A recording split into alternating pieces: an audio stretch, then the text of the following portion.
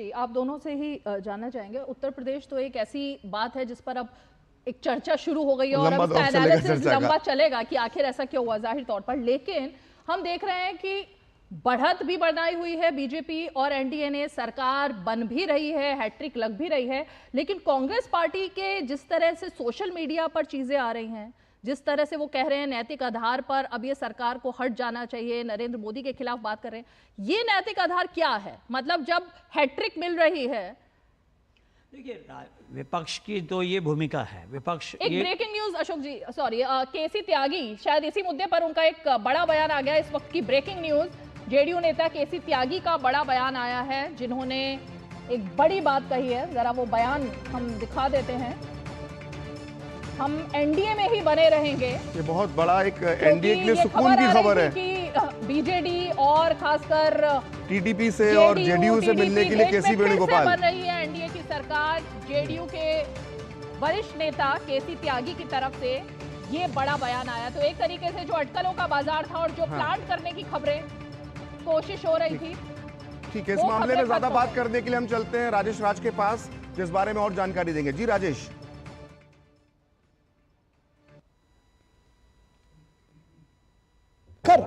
Janata Dal United के जो वरिष्ठ नेता हैं केसी त्यागी, उन्होंने साफ तौर पर जो अटकलों का बाजार था, कई दिनों से ये खबरें आ रही थी कि नीतीश कुमार शायद पाला बदल सकते हैं और जो उनके भतीजे हैं तेजस्वी यादव, वो पूरे चुनाव भर ये कहते हुए नजर आए कि चाचा 4 तारीख को कोई बड़ा फैसला ले लेंगे। और कल जब वो दिल्ली आए, प्रधानमंत्री से उनकी मुलाकात हुई, हालांकि गृहमंत्री से मुलाकात होनी थी, गृहमंत्री से उनकी मुलाकात हो नहीं पाई, उसके बाद वो पटना वापस आ गए। स्वास्थ्य कारणों से अपने इलाज के लिए भी वो दिल्ली आए थे, लेकिन तरह तरह की बातें जो हैं उनके बारे में सामने आ रही थी कि शायद चाचा कहीं पलट न जाए। लेकिन केसी त्यागी ने जो बयान दिया है, उस बयान के बाद स्थितियां बिल्कुल साफ हो चली है कि जनता दल यूनाइटेड एनडीए का ही पार्ट एंड पार्सल रहेंगी। और बिहार के परिप्रेक्ष्य में अगर देखें तो जनता दल यूनाइटेड ने प्रखर बहुत बड़ी भूमिका निभाई है वहां पर, क्योंकि केसी त्यागी के बयान को कितना महत्वपूर्ण माना जा सकता है, एक बार फिर से इसको तो समझाने की कोशिश करें, क्योंकि केसी त्यागी का पार्टी में कितना वजन है और उनके इस बयान का कितना महत्व है, थोड़ा सा बताएं। काफी ज्यादा है, क्योंकि ऑफिशियल प्रवक्ता वही है एक तरीके से पार्टी के।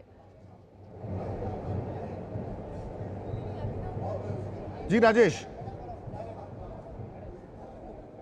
देखिए, केसी त्यागी निश्चित तौर पर नीतीश कुमार के बहुत करीबी माने जाते हैं। कभी वो शरद यादव के खेमे में थे, शरद यादव के बहुत करीबी थे, लेकिन बाद में उन्होंने नीतीश कुमार का दामन थाम लिया और नीतीश कुमार के बेहद वो करीबी माने जाते हैं। अगर उन्होंने बयान दिया है तो निश्चित तौर पर इसे नीतीश का बयान माना जाना चाहिए। केसी त्यागी ने जो बयान दिया है वो नीतीश का ही बयान दिया है। दो और संवाददाता हमारे साथ जुड़े हुए हैं, क्योंकि काफी देर से इंतजार कर रहे हैं। तो एक बार जरा गिरीश निशाना, जो कि दिल्ली की सीटों पर नजर बनाए हुए हैं, और आयशा खानम, जो कि बेंगलुरु से मौजूद है। मैं गिरीश आपका रुख करूंगी। अटकलें लग रही थी सुबह से, कभी 5, कभी 4, कभी 5, कभी 4, लेकिन अब 7 सीटों पर बीजेपी ने बढ़त भी बना ली है और लगभग जो रुझान आ रहे हैं उसके मुताबिक 7 सीटों पर स्वीप, क्लीन स्वीप बीजेपी की तरफ से हो रही है। चांदनी चौक की सीट पर क्या लग रहा है?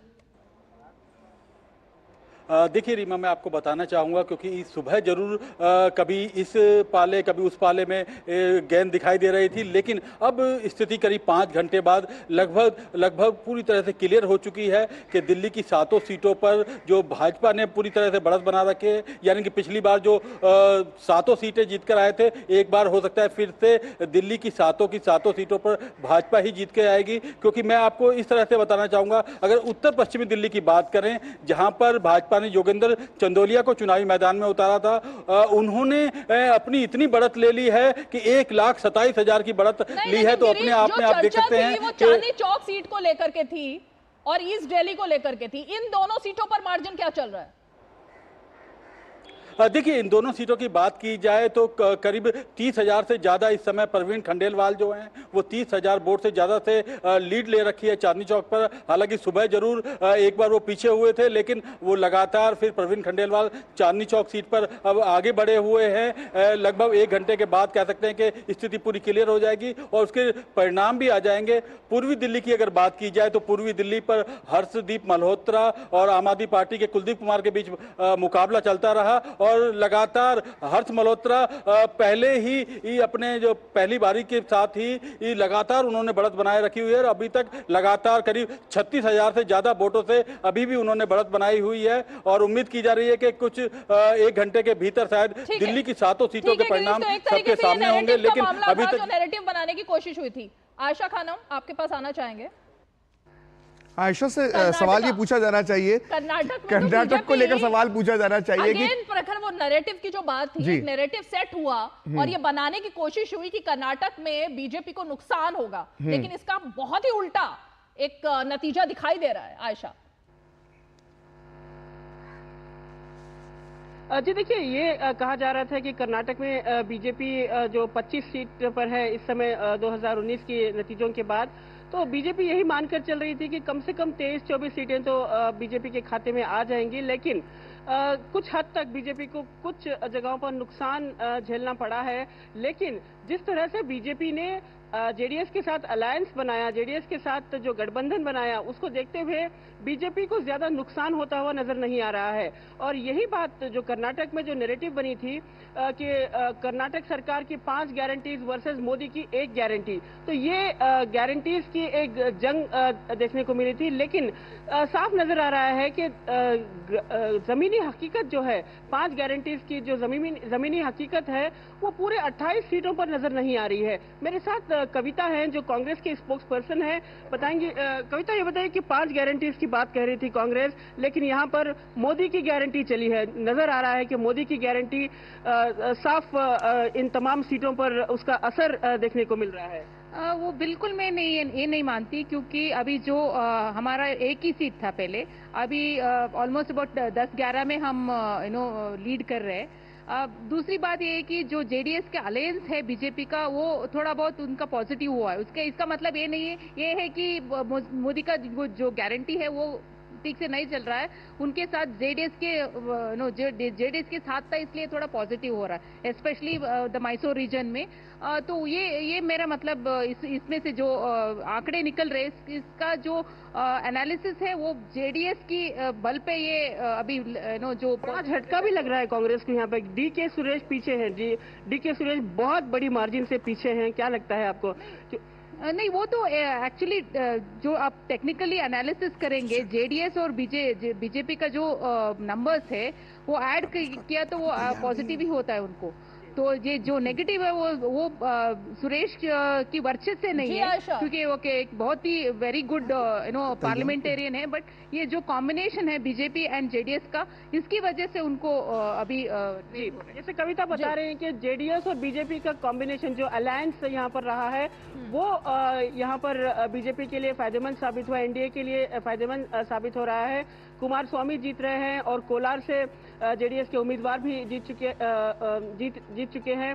और ये माना जा रहा है कि अभी हासन का नतीजा आना बाकी है, लेकिन हासन की सीट पर सबकी नजर रहेगी, क्योंकि बहुत ही चर्चित सीट रही है। प्रज्वल रेवन्ना के सेक्स स्कैंडल को लेकर ये सुर्खियों में रही है। तो अब देखना दिलचस्प होगा कि बीजेपी ने जो 23-24 का आंकड़ा लगाया था, ये पार कर लेती है या नहीं। ठीक है। और ये लड्डुओं के शॉट्स भी देखिए, एक दूसरे को लड्डू खिलाए जा रहे हैं। ये बिहार की तस्वीरें आ रही हैं जिसमें हमारे बिहार में लड्डू तो बनता है एनडीए की तरफ से कि बहुत शानदार प्रदर्शन रहा दिल्ली बीजेपी। और बिहार में अभी बाद में चर्चा जरूर करेंगे कि तेजस्वी यादव की सभाओं में जो भीड़ जुट रही थी वो शायद उतने वोटों में तब्दील नहीं हो पाई है। चौंकाने वाली बात है। रीमा, हम चलते हैं सीधे अब गौरव के पास। हमारे सहयोगी गौरव आंकड़ों के माध्यम से अब कुछ नई जानकारियां दर्शकों को देने वाले हैं। गौरव, ओवर टू यू।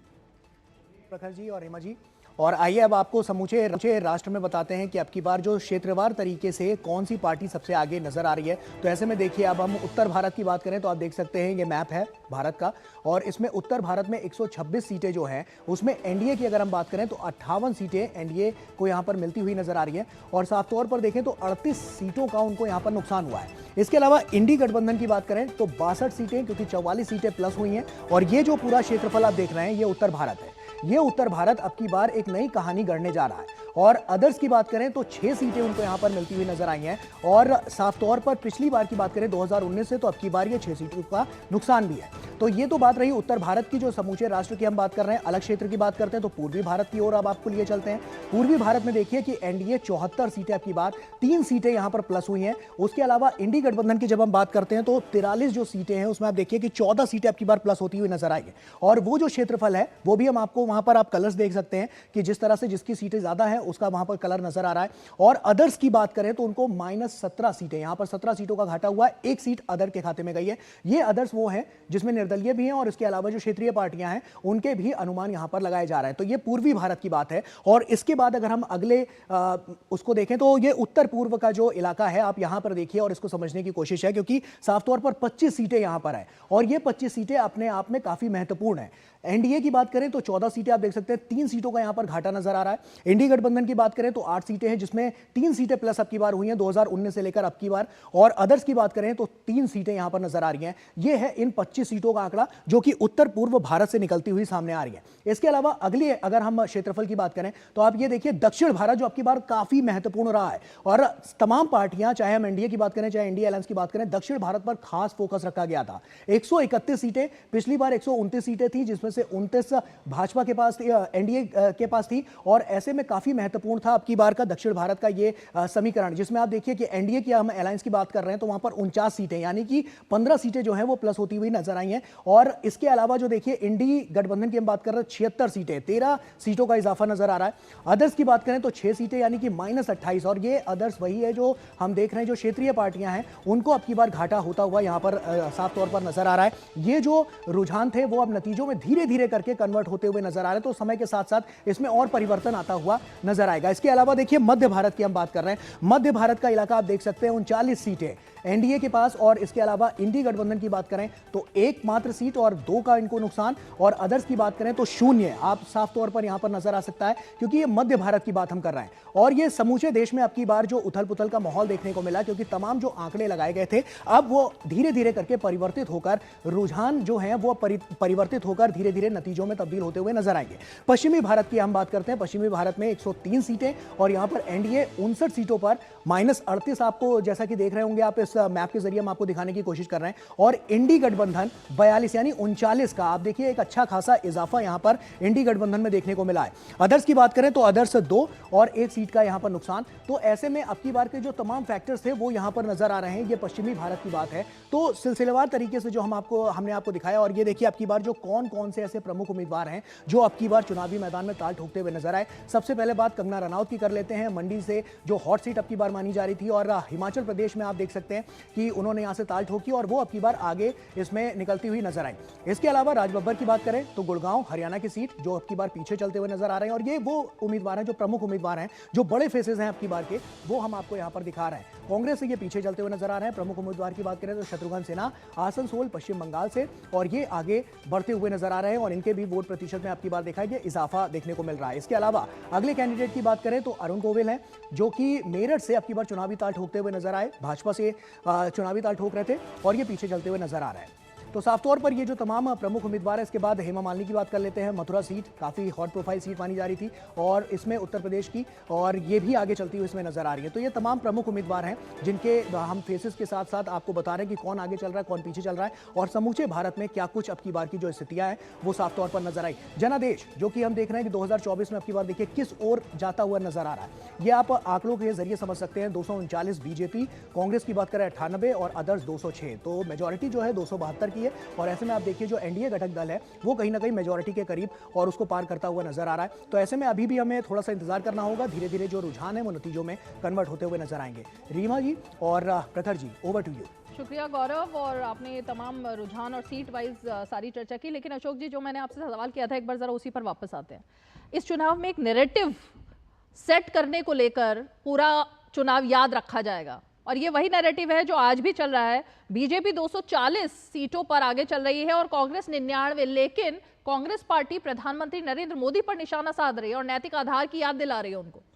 देखिए, कांग्रेस के बारे में जो एक आम चर्चा थी कि वो 100 का आंकड़ा पार करेगी कि नहीं करेगी, अभी भी उसमें वो जूझे हुए हैं। लेकिन उनकी 52 से 100 होना, अगर वो उसको जीत मान रहे हैं तो फिर तो एक खुश होने का माहौल है ही। लेकिन मैं समझता हूँ कि कांग्रेस में जो खुशी का माहौल इसलिए नहीं है कि बीजेपी की मेजॉरिटी नहीं आई। उनका खुशी का माहौल ये है कि राहुल गांधी अमेठी से भी जीत रहे हैं और वायनाड से, रायबरेली से, सॉरी रायबरेली। तो ये उनको लगता है कि हमारी वापसी हो रही है, हमारा नेता फिर से उत्तर प्रदेश में चुन के आ रहा है। तो उत्तर प्रदेश में उनकी वापसी नहीं हुई, 7 ही सीट पर है। क्या लगता है आपको, रायबरेली रखेंगे या वायनाड रखेंगे अब वो अपने साथ? अब देखिए, ये तो भाई और बहन दोनों को तय करना है कौन कहाँ से आएंगे, क्योंकि ये स्वाभाविक है कि एक सीट उनको छोड़नी है और दूसरी पर प्रियंका ही कोशिश करेंगी। लेकिन कुल मिलाकर कांग्रेस में जो एक माहौल बनाया जा रहा है, मैं अभी आ रहा था तो पार्टी ऑफिस में बहुत गहमा गहमी थी, वो इसीलिए है कि देखिए हम पहले 52 से और नीचे नहीं गए, हमारा नेता दोनों जगह से जीत रहा है। तो इसका अर्थ है कि हम अभी अपनी ज़मीन को खोए नहीं हैं पूरी तरह से।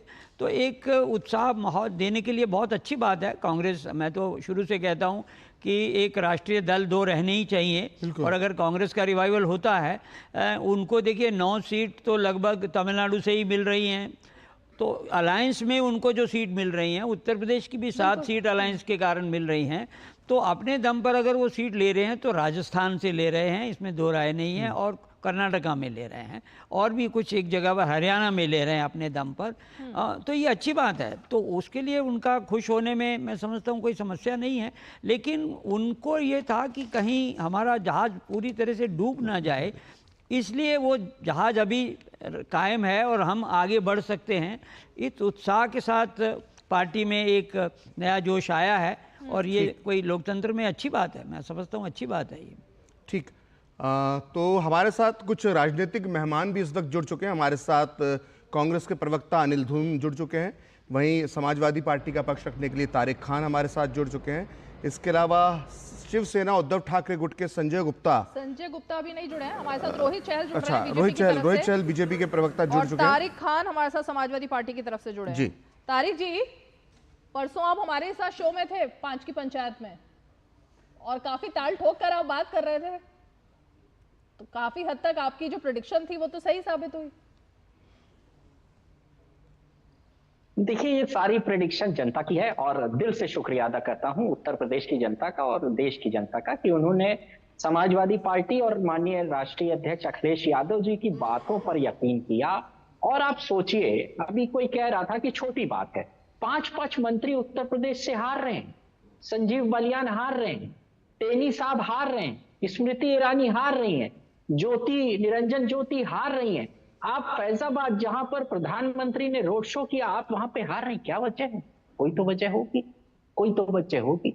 वजह मैं बताता हूं आपको, वजह बहुत साफ है। बीजेपी का घमंड 7वें आसमान पे, योगी साहब का घमंड 8वें आसमान पे। उसको थोड़ा कम करें। क्यों? क्योंकि ये जो घमंड निकलता है ना, ये लोकतंत्र में इसकी कोई जगह नहीं, और जनता ने करारा जवाब दिया है उन लोगों। मतलब घमंड जो है वो वजह है समाजवादी पार्टी की जीत की। आपने कोई मेहनत नहीं की, उम्मीदवारों की बात हो रही है वो नहीं है कोई बात, मतलब आप सब कुछ ठीकरा बीजेपी पर ही फोड़ रहे हैं। बीजेपी का घमंड है जिसके विपरीत दिशा में जनता ने वोट दिया है। हम जनता का आभार व्यक्त करते हैं। और मैं तो ये कह रहा हूं कि आप बता रहे थे कि उत्तर प्रदेश में मोदी साहब की लहर चल रही है, कहां गई लहर? दिख नहीं रही है। एक एग्जिट पोल ने हमको 10 से ज्यादा सीटें नहीं दी। कहां गए वो लोग? उनको बुलाइए मैम, कहां गए वो लोग? कल परसों मेरा मजाक उड़ा रहे थे, मैंने कहा हम 40 से ज्यादा सीट जीतेंगे, हंस रहे थे मेरे ऊपर।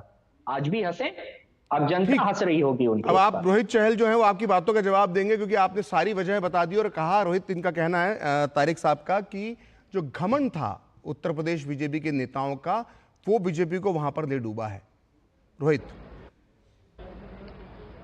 देखिए, सबसे पहले तो मैं उत्तर प्रदेश के और खास करके पूरे देश की जनता का धन्यवाद करना चाहूँगा, जिस प्रकार से जो भरोसा उन्हें, अगर आप देखेंगे जिस प्रकार के जो भी रुझान आ रहे हैं, उसमें भारतीय जनता पार्टी और एनडीए 294 सीटों पर अभी भी सबसे आगे बनी हुई है, भारतीय जनता पार्टी 240 सीटों पर सबसे आगे बनी हुई है। तो ये अपने आप में बताने के लिए काफ़ी है कि जनता का आशीर्वाद और प्यार 3 बार लगातार, अगर देखें लगातार अभी माननीय प्रधानमंत्री की तरफ बना हुआ है। तो जो विकास कार्य हुए वही एक परिणाम है। रही बात जहां तक अभी जो तारिक जी बात कर रहे थे घमंड की, तो तारिक जी मानेंगे कि लगातार जिस तरीके से समाजवादी पार्टी के लगातार जो उत्तर प्रदेश के अंदर जनता ने इनको हार दिखाई, लगातार इनको धूल चटाई, तो क्या वो घमंडी था अखिलेश यादव जी का, समाजवादी पार्टी का?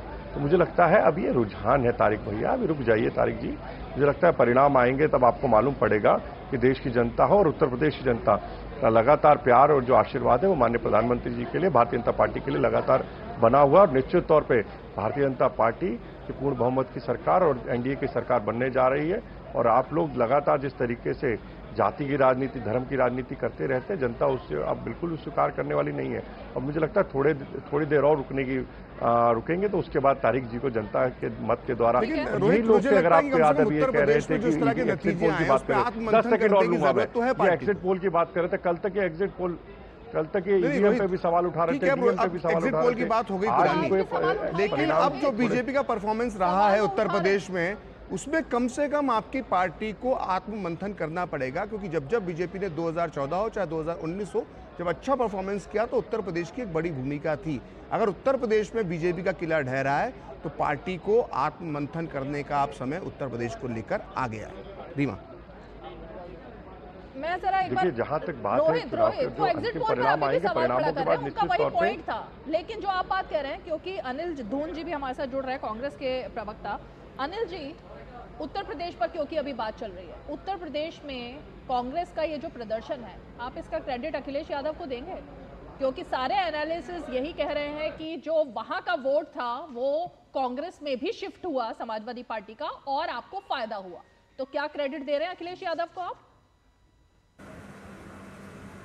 नमस्कार जी, और नमस्कार जो भी पैनल डिस्कशंस के लिए जो पॉलिटिकल पार्टी से आए हैं उनको भी मेरा नमस्कार। सबसे पहले तो मैं जो उम्मीदवार जीत रहे हैं और जीत की ओर अग्रसर हैं उन सबको मुबारकबाद देना चाहूँगा, और जो कैंडिडेट जीत की तरफ अग्रसर नहीं है उनको कहना चाहूँगा very well done, keep it up. अब मैं आता हूँ आपके प्रश्न पे। Can you hear me? जी जी जी, आप सुन पा रहे हैं मेरे को? आ रही है आपकी आवाज, बोलिए। Hello, I think Anil ji आप तक आवाज आ रही है? आपकी आवाज हमें सुनाई दे रही है। अच्छा, ओके, आई थॉट कि मेरी आवाज़ आप तक नहीं पहुंच रही। तो मैं ये बोल रहा था, जो उत्तर प्रदेश के जो रिजल्ट हैं वो चौंकाने वाले बिल्कुल नहीं हैं, बिकॉज जो ग्राउंड लेवल पे जब हम लोगों ने लोगों से बात की तो उम्मीद थी कि बीजेपी को वहाँ पर पटकनी मिलने वाली है, इसमें कोई दो राय नहीं थी।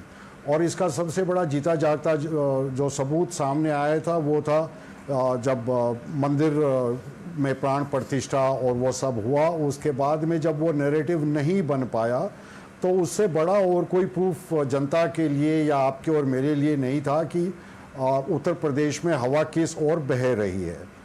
बहरहाल बीजेपी को वहाँ पे पटकनी मिलनी थी और वो मिली। इसका श्रेय अखिलेश यादव जी को दिया जाए या नहीं दिया जाए ये आपका प्रश्न था। इसका श्रेय किसी एक इंडिविजुअल को अगर हम देंगे तो शायद वो गलत रहेगा। इसमें जितने भी तमाम विपक्षी दल के नेता थे, विपक्षी दल थे, प्रत्याशी थे, कार्यकर्ता थे, उन सब लोगों ने मिलकर कंधे से कंधा मिला के इस लोकसभा के इलेक्शंस में पार्टिसिपेट किया, भाग लिया, जो कि एक बहुत ही सराहनीय है।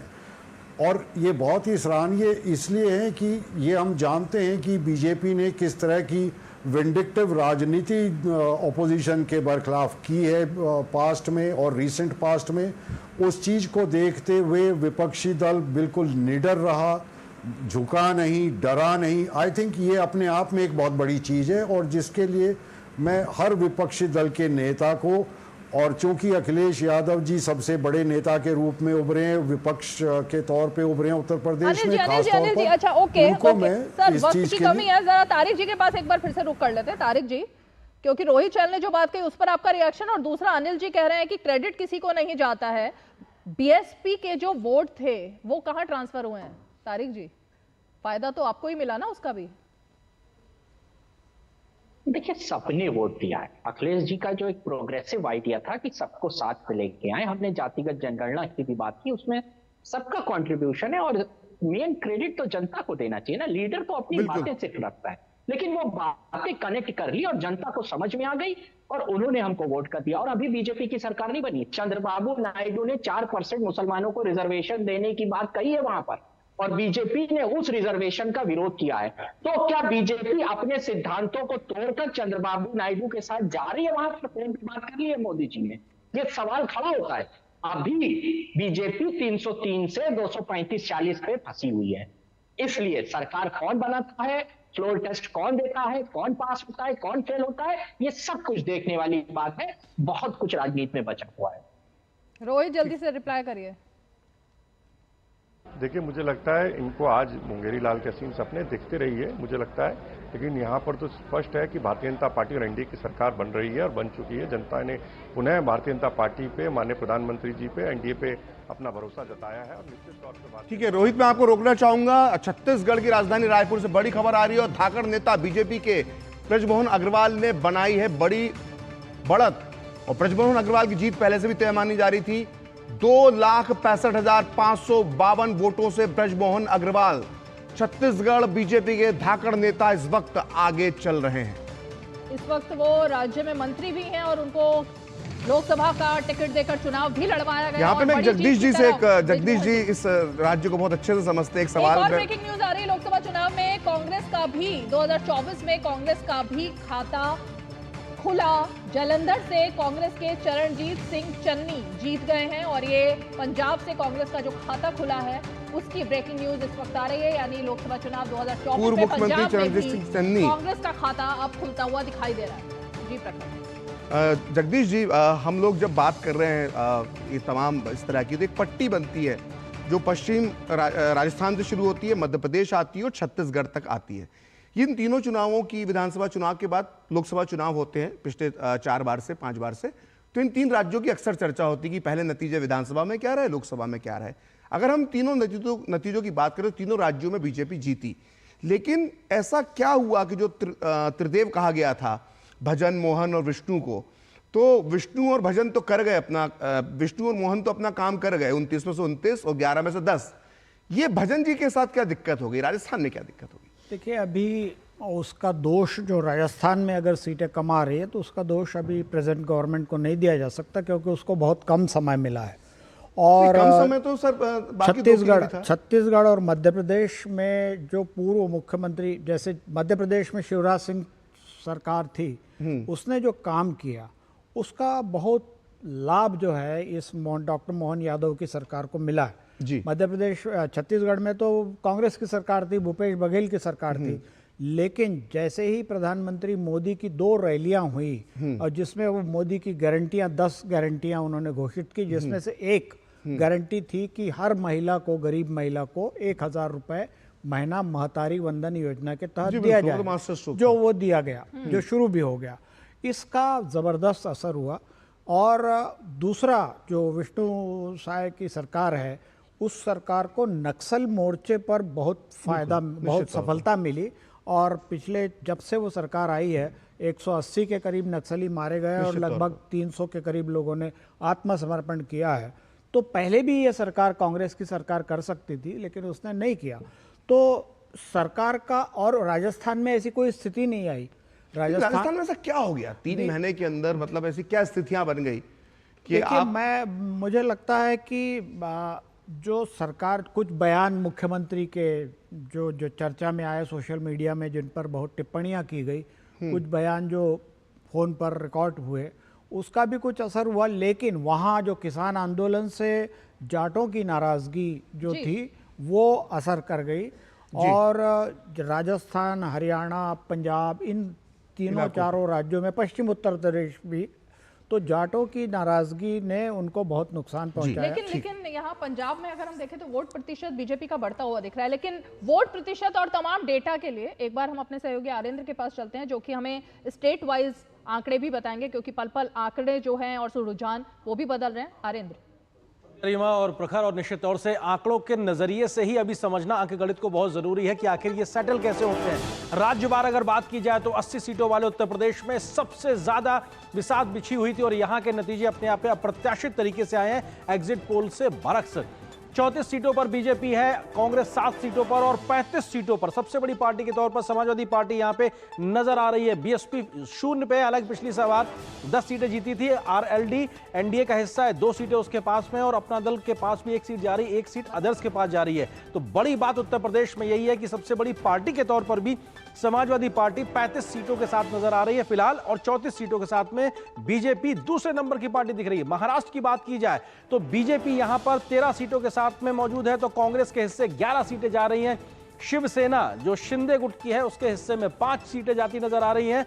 तो उद्धव ठाकरे गुट की जो शिवसेना है उसके पास 11 सीटें जाती दिखाई पड़ रही हैं। इसी तरह एनसीपी जो है उसके पास 2, जो अजित पवार वाली एनसीपी है, और जो शरद पवार की एनसीपी उसके खाते में 5 सीटें और अदर्स भी 1 सीट पे जा सकता है, क्योंकि 48 सीटों वाला इस महाराष्ट्र की बात उत्तर प्रदेश के बाद आती है, जहां पे उत्तर प्रदेश में 80 सीटें हैं, यहां पे 48 सीटें। ये सबसे बड़े राज्य हैं जो सरकार बनाने में बड़ी भूमिका निभाते हैं। तो उत्तर प्रदेश के बाद आपने महाराष्ट्र की देखा, इसी प्रकार से पश्चिम बंगाल जहां पर 42 सीटें हैं, तीसरा सबसे बड़ा राज्य है, और यहां की स्थिति क्या कहती है।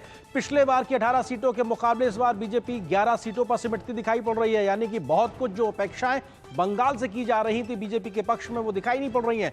कांग्रेस 1 सीट पर मौजूदगी है और तृणमूल कांग्रेस अपने पिछले प्रदर्शन से आगे बढ़ के 30 सीटों पर पहुंचती नजर आ रही है। 42 में से 30 सीटें, यानी कि दीदी का मैजिक कह सकते हैं, बरकरार है। तो वहीं लेफ्ट के खाते में कुछ भी नहीं है, अदर्स भी कुछ नहीं है। तो ऐसे में बीजेपी सबसे बड़ी विपक्षी दल के तौर पे तो है ही, अपनी मौजूदगी भी दिखा रही है, लेकिन कांग्रेस नहीं दिख रही है, लेफ्ट नहीं दिख रहा है, दीदी और बीजेपी ही नजर आ रहे। तो ये पश्चिम बंगाल वो तीसरा सबसे बड़ा राज्य जहां की सियासी सीटों के मुकाबले सरकार बनना अपने आप में किसी के लिए भी बड़ा जरूरी होता है। बिहार की 40 सीटों की बात की जाए तो यहां एनडीए बेहतर कर रहा है, लेकिन 2019 के मुकाबले बेहतर नहीं कर पा रहा, क्योंकि बीजेपी 13 सीटों पर है। कांग्रेस के हिस्से में भी 2 सीटें जा रही हैं, पिछली बार 1 ही थी 2019 में। जेडीयू 14 सीटों के साथ में राज्य की सबसे बड़ी पार्टी बनती दिखाई पड़ रही है, एनडीए का हिस्सा है। और आरजेडी जिसपे सबसे ज्यादा विपक्ष की सीटों को लाने का दारोमदार था, वो 3 सीटों पर सिमटती नजर आ रही, लेकिन अदर्स यहां पे 40 में से 8 सीटों पे जा रहे हैं। इसमें निर्दलीय और अन्य छोटे दल एक तरीके से मौजूद है। तो अपने आप में बिहार की सियासत, 40 सीटों वाली इस राज्य की सियासत भी बहुत कुछ कहती है। आरजेडी को लेकर लगातार बातें कही जा रही थी कि तेजस्वी ने 5 लाख नौकरियां दी हैं तो एक बड़ा समर्थन मिलेगा।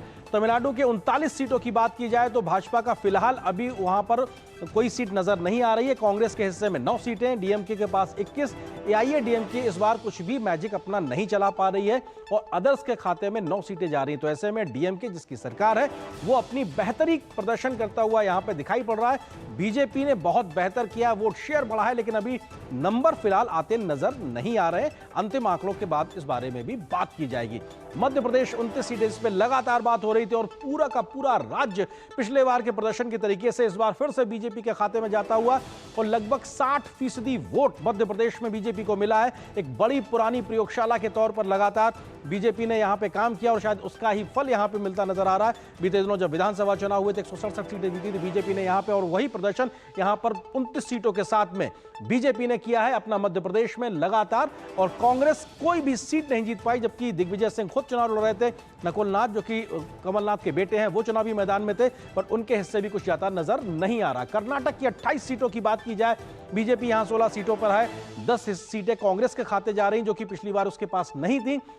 जेडीएस के पास 2 सीटें, अदर्स के खाते में कुछ नहीं है। हालांकि वोट शेयर के लिहाज से बात की जाए तो बीजेपी और जेडीएस का वोट शेयर मिला दिया जाए तो ये संख्या 50 के ऊपर के आसपास पहुंचती है, लेकिन फिर भी यहां पर 10 सीटों के साथ में मौजूदगी कांग्रेस अपनी दर्ज करा रही है। राज्य में कांग्रेस की ही सरकार है, तो अपने आप में कर्नाटक की 28 सीटें भी बहुत कुछ बयां करती हैं।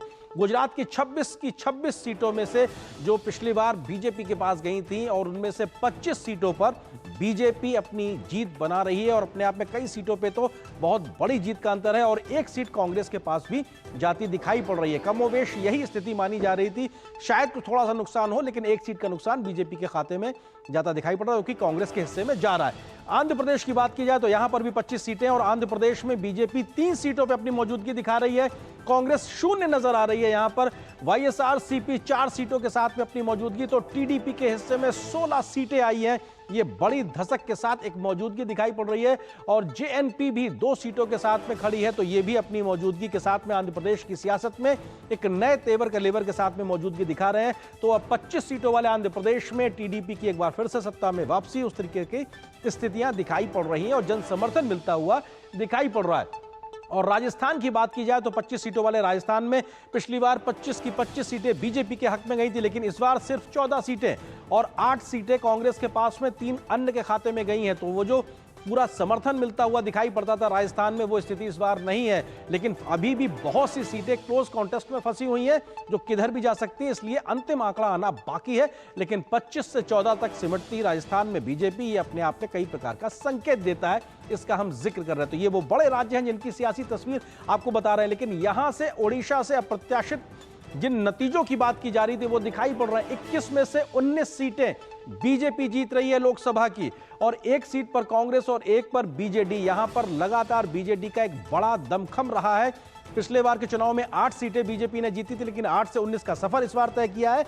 और जो राज्य की विधानसभा के चुनाव भी हुए उसमें भी बीजेपी सबसे बड़ी पार्टी बनकर राज्य से सरकार बनाने की स्थिति में नजर आ रही है। बीजेडी का जन समर्थन सीधे तौर पे घटता हुआ, महज 1 सीट पर बीजेडी नवीन बाबू सिमटते हुए दिखाई पड़ रहे हैं। केरल की 20 सीटों की बात की जाए, बीजेपी वहां पर खाता खोलती नजर आ रही। त्रिशूर की सीट है वहां पे गोपी की मौजूदगी है। और कांग्रेस की बात की जाए तो वहां पे 14 सीटें वो जीत सकती है। लेफ्ट के पास में 1 सीट जा रही है, यानी कि कांग्रेस वहां पर बेहतरी से काम करती नजर आ रही है। और इन 14 में से एक वायनाड की सीट भी है जहां पर राहुल गांधी चुनावी मैदान में है, और अन्य के खाते में 4 जा रही है। लेकिन बीजेपी एक त्रिशूर की सीट पर अपनी मौजूदगी लगातार बनाए हुए और जीत लगभग वहां देखने को मिल सकती है। तो केरल में भी खाता खुलने को लेकर लगातार जो प्रयास रहते थे वो भी एक मौजूदगी इस चुनाव 2024 में हो सकती है। केरल की इन 20 सीटों में से एक बीजेपी के पास जाती दिख रही है। और ये ओवरऑल देश की टैली की अगर हम बात करें तो अभी का इस वक्त का आंकड़ा 296 है, और पिछले बार के एनडीए के प्रदर्शन से लगभग 56 सीटें कम दिखाई पड़ रही हैं। और अगर बात की जाए कि किस तरीके का एनडीए का जो अलायंस है, बीजेपी के पास 243 हैं, टीडीपी 16, जेडीयू के पास 14 और शिवसेना के पास 5 सीटें हैं। तो ये एनडीए का अलायंस है। जेएनपी के पास में 2, जेडीएस के पास में 2, आरएलडी के पास में 2, असम गण परिषद के पास में 1 सीट है, और इसके अलावा अपना दल के पास में भी 1 सीट। तो ये कहा जा सकता है कि ये एनडीए का अलायंस पार्टनर्स है, जिनका ये प्रदर्शन दिखाता है कि किस प्रकार से उन्होंने प्रदर्शन किया है। हम के पास में एक एनसीपी 1 है, पीएमके के पास 1 है, यूपीपीएल के पास 1 सीट है, आजसू के पास भी 1 सीट है। ये अलग अलग छोटे सहयोगी दल हैं जो एनडीए का हिस्सा है। उनका जो प्रदर्शन है ये उसकी टैली दिखाती है कि एनडीए के तमाम दलों ने कैसा प्रदर्शन किया है। तो ये 295 के पास में फिलहाल इंटैक्ट है, और जो एनडीए अलायंस है 230 के पास में, और अपने पिछले बार के प्रदर्शन से 109 सीट से आगे बढ़ता हुआ दिखाई पड़ रहा है। और इंडिया अलायंस की बात की जाए तो कांग्रेस सबसे बड़ी पार्टी 99 सीटों के साथ में, हालांकि 99 के फेयर में है क्योंकि सरकार बनाती नहीं दिख रहा है। 36 सीटों के साथ में समाजवादी पार्टी, 29 सीटों के साथ में तृणमूल कांग्रेस, डीएमके के पास का भी बेहतर प्रदर्शन साफ तौर से दिखाई पड़ रहा है। एनसीपी की बात की जाए 6, सीपीआई 4, आप आदमी पार्टी 3 सीटों, 22 पे चुनाव लड़े थे देश भर में। आईयूएमएल के पास 3 और जेएमएम की 3 सीटें झारखंड मुक्ति मोर्चा के पास भी जाती दिखाई पड़ रही हैं। आरजेडी 3, बड़ा दांव लगाया था लेकिन फिर भी 3 पे सिमट गए। सीपीआई 2, नेशनल कॉन्फ्रेंस 2 सीटें, बीसे की 2 सीटें, सीपीआई एमएल के पास भी 2 सीटें जाती दिखाई पड़ रही हैं। ये इंडिया अलायंस के तमाम सहयोगी दल हैं, इनकी स्थिति है। बीएपी के पास 1 सीट, एमडीएमके के पास 1 सीट, आरएलपी के पास 1 सीट और आरएसपी के पास में 1 सीट जा सकती है। ये इस वक्त इंडिया अलायंस के घटक दलों का प्रदर्शन की एक बड़ी तस्वीर 230 सीटों का किस प्रकार का अलायंस है। 295, 230 और अदर्स के खाते में 18 सीटें हैं। तो ये इस वक्त की देश की एक बड़ी तस्वीर है। वापस चलते हैं हमारे सहयोगी रीमा और प्रखर के पास में। शुक्रिया अरेंद्र। और जरा एक खबर की तरफ चलते हैं। केंद्रीय मंत्री और हमीरपुर लोकसभा सीट से बीजेपी उम्मीदवार अनुराग ठाकुर के समर्थकों ने हमीरपुर में पार्टी कार्यालय के बाहर जश्न मनाना शुरू कर दिया है। चुनाव आयोग के नवीनतम रुझानों के अनुसार अनुराग ठाकुर करीब 2.25 लाख वोटों के अंतर से आगे चल रहे हैं। अभी गिनती जारी है।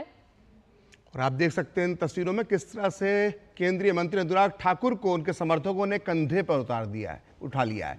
इस बीच केंद्रीय मंत्री अनुराग ठाकुर ने हमीरपुर संसदीय क्षेत्र की जनता का आभार व्यक्त किया है। चुनाव नतीजों को लेकर उन्होंने कहा है कि एनडीए 300 पार करके फिर से सरकार बनाएगी। हमीरपुर संसदीय क्षेत्र की जनता ने फिर एक बार विश्वास व्यक्त किया है। मैं आभारी हूं हमीरपुर संसदीय क्षेत्र की जनता का, जिन्होंने 5वीं बार रिकॉर्ड मतों से फिर विजयी कराया है। मेरे अगले 5 वर्ष भी समर्पित होंगे हिमाचल हमीरपुर संसदीय क्षेत्र के लिए, गरीब कल्याण के लिए, यहाँ के विकास के लिए। और मैं कहना चाहता हूँ आदरणीय प्रधानमंत्री जी का बहुत बहुत आभार, आदरणीय राष्ट्रीय अध्यक्ष जी का, माननीय गृह मंत्री जी का, रक्षा मंत्री जी का, माननीय नितिन जी का, सबका बहुत बहुत आभार, धन्यवाद। जो पार्टी के वरिष्ठ नेताओं ने अपना आशीर्वाद मुझ पर दिया है और आगे भी देंगे, इसके लिए मैं उनका बहुत बहुत आभार प्रकट करता हूं। बीजेपी फिर एक बार 300 पार करके अपनी सरकार बनाएगी, एनडीए 300 पार करेगा और फिर एक बार मोदी जी के नेतृत्व में भारतीय जनता पार्टी एनडीए की सरकार बनेगी। तो हिमाचल प्रदेश की 4 सीटें, जहां पर पिछली बार भी 2019 में भी बीजेपी का कब्जा था और इस बार भी यही कुछ होता दिख रहा है। इलेक्शन ब्रेकिंग इस वक्त की है। भाजपा ने कर्नाटक की चित्रदुर्ग लोकसभा सीट भी जीत ली है। कर्नाटक से बीजेपी के लिए एक बड़ी और अच्छी खबर, चित्रदुर्ग लोकसभा सीट से भाजपा की जीत हो गई है। ये इस वक्त की इलेक्शन ब्रेकिंग न्यूज है।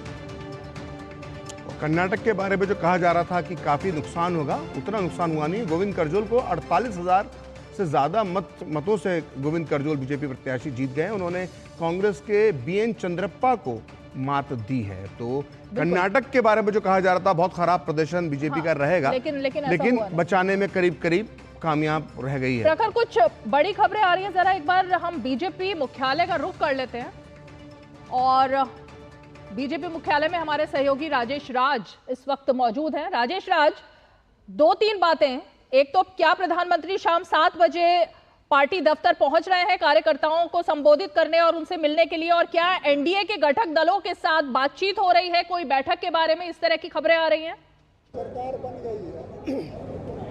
देखिए, सबसे पहले मैं आपको रीमा यहाँ भारतीय जनता पार्टी दफ्तर का नज़ारा दिखाना चाहता हूँ कि हाथों में ये लड्डू लिए हुए आपस में एक दूसरे को लड्डू ये खिला रहे हैं और अब ये सेलिब्रेशन के मोड में ये बीजेपी के जो कार्यकर्ता हैं वो आ चुके हैं। आप इधर देख सकते हैं कि ये जो महिला कार्यकर्ता है या फिर तमाम लोग जो है ये बीजेपी के तमाम वर्कर कहीं ना कहीं सेलिब्रेशन मोड में आ गए हैं और ये लगातार कोशिश की जा रही है, ढोल नगाड़े और तमाम जो अत्याधुनिक वाद्य यंत्र है उसके सहारे ये कहीं ना कहीं सेलिब्रेशन की तैयारी में है और कह रहे हैं कि भले ही एनडीए की सरकार हो लेकिन प्रधानमंत्री तो नरेंद्र मोदी होंगे। क्या शाम 7 बजे प्रधानमंत्री आ रहे हैं राजेश राज पार्टी ऑफिस में?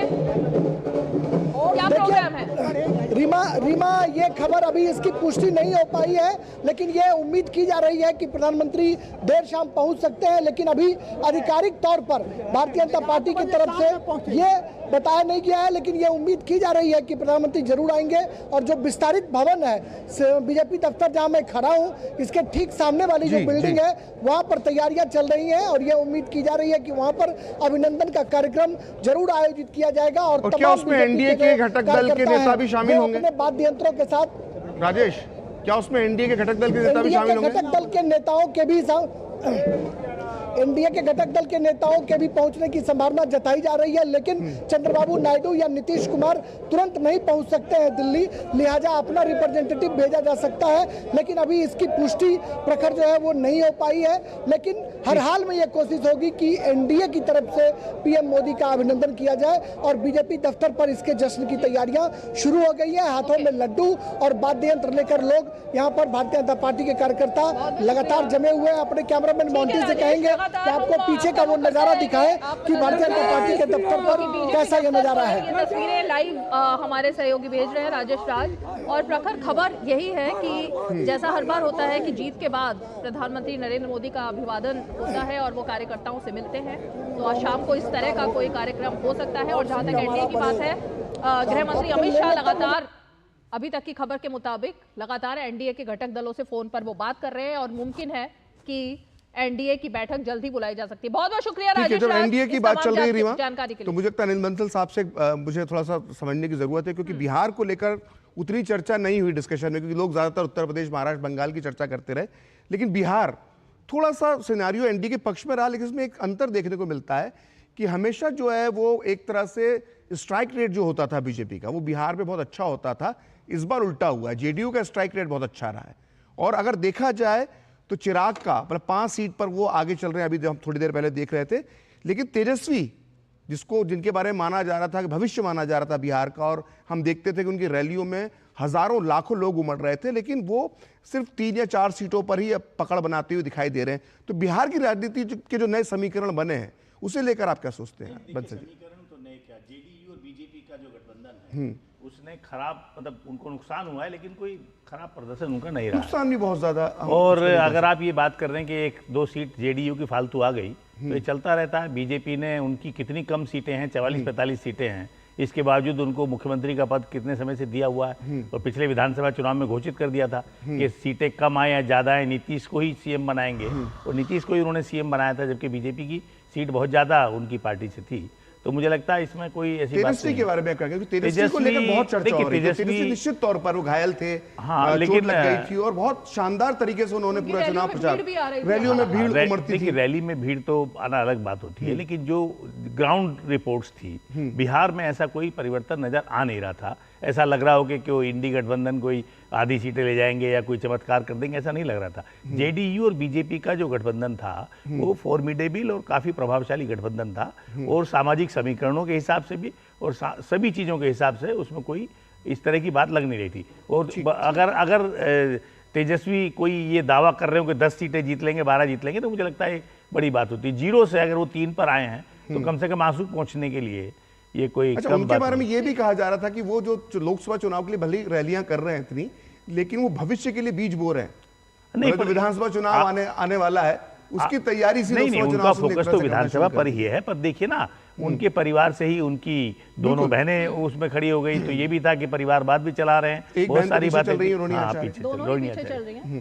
लेकिन अब हमारे साथ एक और इंटरेस्टिंग, हम जरा महाराष्ट्र का रुख करते हैं। संजय गुप्ता जी, उद्धव गुट के नेता और प्रवक्ता हमारे साथ मौजूद हैं। उद्धव गुट पर मैंने इसलिए एम्फेसिस किया कि कभी आप मोदी जी की तारीफ भी करने लग जाते हैं और कभी मुझे लगता है आप उद्धव ठाकरे जी के साथ हैं। लेकिन आज का दिन तो खैर महाराष्ट्र की राजनीति में एक अलग तरीके का दिन लेकर आया, क्योंकि एक प्रेडिक्शन ही कोई लगा रहा था कि इस बार शिंदे गुट, उद्धव गुट, दूसरी तरफ शरद पवार, अजीत पवार, लेकिन खुशखबरी तो उद्धव गुट के लिए ज्यादा दिख रही है।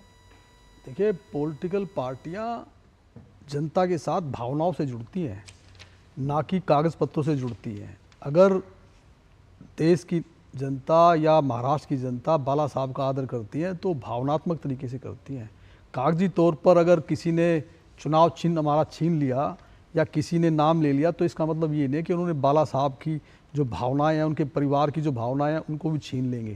क्योंकि बाला साहब ने देश के साथ साथ अपने परिवार को भी सबसे अहमियत दी, और अपने परिवार को और देश को अहमियत देना उनका मेन काम था। और जो भी हमारे सदस्य, जो भी हमारे साथी हैं, विधायक हो या MP हो, सबको हमने परिवार की तरह उन्होंने माना और हमने माना। मैंने इस बात को तो जरूर कहा बहुत बार, बहुत सी गफलत इन कई बार रही सभी को, कि मैंने कहा कि मिस्टर शिंदे जो कह रहे हैं वो बात सही है, उनको उसके ऊपर गंभीरता से विचार करने की जरूरत है, मगर हमारी पार्टी के चीफ उद्धव साहब हैं, जो निर्णय वो लेंगे वो फाइनल होगा। आज तो कम से कम अच्छी बातें, अब जीत मिली है, अच्छी सीटें मिल गई हैं, तो उसका श्रेय तो बताइए ना। अब उसका श्रेय ये है कि क्या कमी रह गई कि उनको नहीं मिल पाया। शिंदे जी की कमी कैसे? शिंदे जी की सारी कमी है। देखिए, हमारी शिंदे जी को या शिंदे गुट में जितने भी लोग हैं, उनको सबने, बाला साहब ने, हमारी पार्टी ने ही सब कुछ दिया। क्या थे ये और क्या बने, तो अगर उन्हें किसी चीज़ की गफलत थी तो उन्हें उनके सामने बैठ करके एक बात करनी थी, और सबके सब रिजाइन देते ना उस वक्त कि जी उद्धव जी आप निकल के आए पार्टी से बाहर, कांग्रेस के गठबंधन से बाहर, नहीं तो हम सब रिजाइन दे रहे हैं, ये करते। उसके बाद वो नहीं जाते, तब करते। उद्धव जी ने तो अपने चीफ मिनिस्टर की कुर्सी भी छोड़ दी थी कि ठीक है, अगर आप सब नाराज़ हो, नहीं करना चाहते, तो मैं चीफ मिनिस्ट्री से अपना वर्षा हाउस भी खाली कर दिया कि ठीक है आप आओ, लेकिन वो उनका मकसद कुछ और था। तो ये जो धोखा जो किया गया उस पार्टी के साथ, उस परिवार के साथ, जिस परिवार ने बीजेपी को हमेशा देश के लिए आगे रखा। अच्छा संजय जी, ये बातें तो कई बार हो चुकी हैं। अभी संक्षिप्त में जल्दी से ये बताइए कि क्या एनडीए के साथ जाने का कोई प्लान है? देखिए, एक मुस्कान आ गई आपके चेहरे पर सुनते ही। देखिए हमारे से अछूता उद्धव जी ने बहुत बार तारीफ की है नरेंद्र मोदी साहब की। जी, महाराष्ट्र की राजनीति पर बात हो रही है, शरद पवार की तरफ से एक बयान आ रहा है, जरा उस बयान को सुन लेते हैं पहले सीधे। उद्याच्यालाच दिल्लीमध्ये बैठक होण्याची शक्यता आहे आणि तसा संदेश आज संध्याकाळपर्यंत मला आणि आमच्या इतर सहकार्यांना मिळेल ते असेल तर उद्याच्या बैठकीला आम्ही तातडीने जाऊ आणि एकंदर पुढचे धोरण, पुढची नीती ही सामूहिकपणानं चर्चा करून ठरवू, एवढंच या ठिकाणी मला सांगायचं। आज या निवडणुकीमध्ये अनेक गोष्टी चांगल्या घडलेल्या आहेत, राष्ट्रवादी काँग्रेस पक्षानं जयंत पाटलांच्या नेतृत्वाखाली आम्ही जागा मर्यादित लढवल्या. सगळ्या मिळून आम्ही 10 जागा लढवल्या. पण त्याच्यामध्ये असं दिसतंय की 7 जागेवर अंतिम काही त्याचा पूर्ण काउंटिंग झालेलं नाही, पण 7 जागेवरच्यावर आज आम्ही पुढे आहोत. किती 7 होते? 7 जागेंच्यावर आज आम्ही पुढे आहोत. याचा अर्थ 10 जागा लढून 7 मध्ये विजय मिळण्याच्या समन्वयाचं चित्र. याचा अर्थ स्ट्रायकिंग रेट हा राष्ट्रवादी काँग्रेसचा या निवडणुकीमध्ये निश्चितपणाने झालेला आहे. हा जो काही यश मिळालं ते यश मिळालं ते एकट्या राष्ट्रवादी काँग्रेसचं यश आहे असं आम्ही मानत नाही. आम्ही ही जी महाराष्ट्र विकास आघाडी केली याचा उल्लेख माझ्या स्टेटमेंटमध्ये सविस्तर आहे.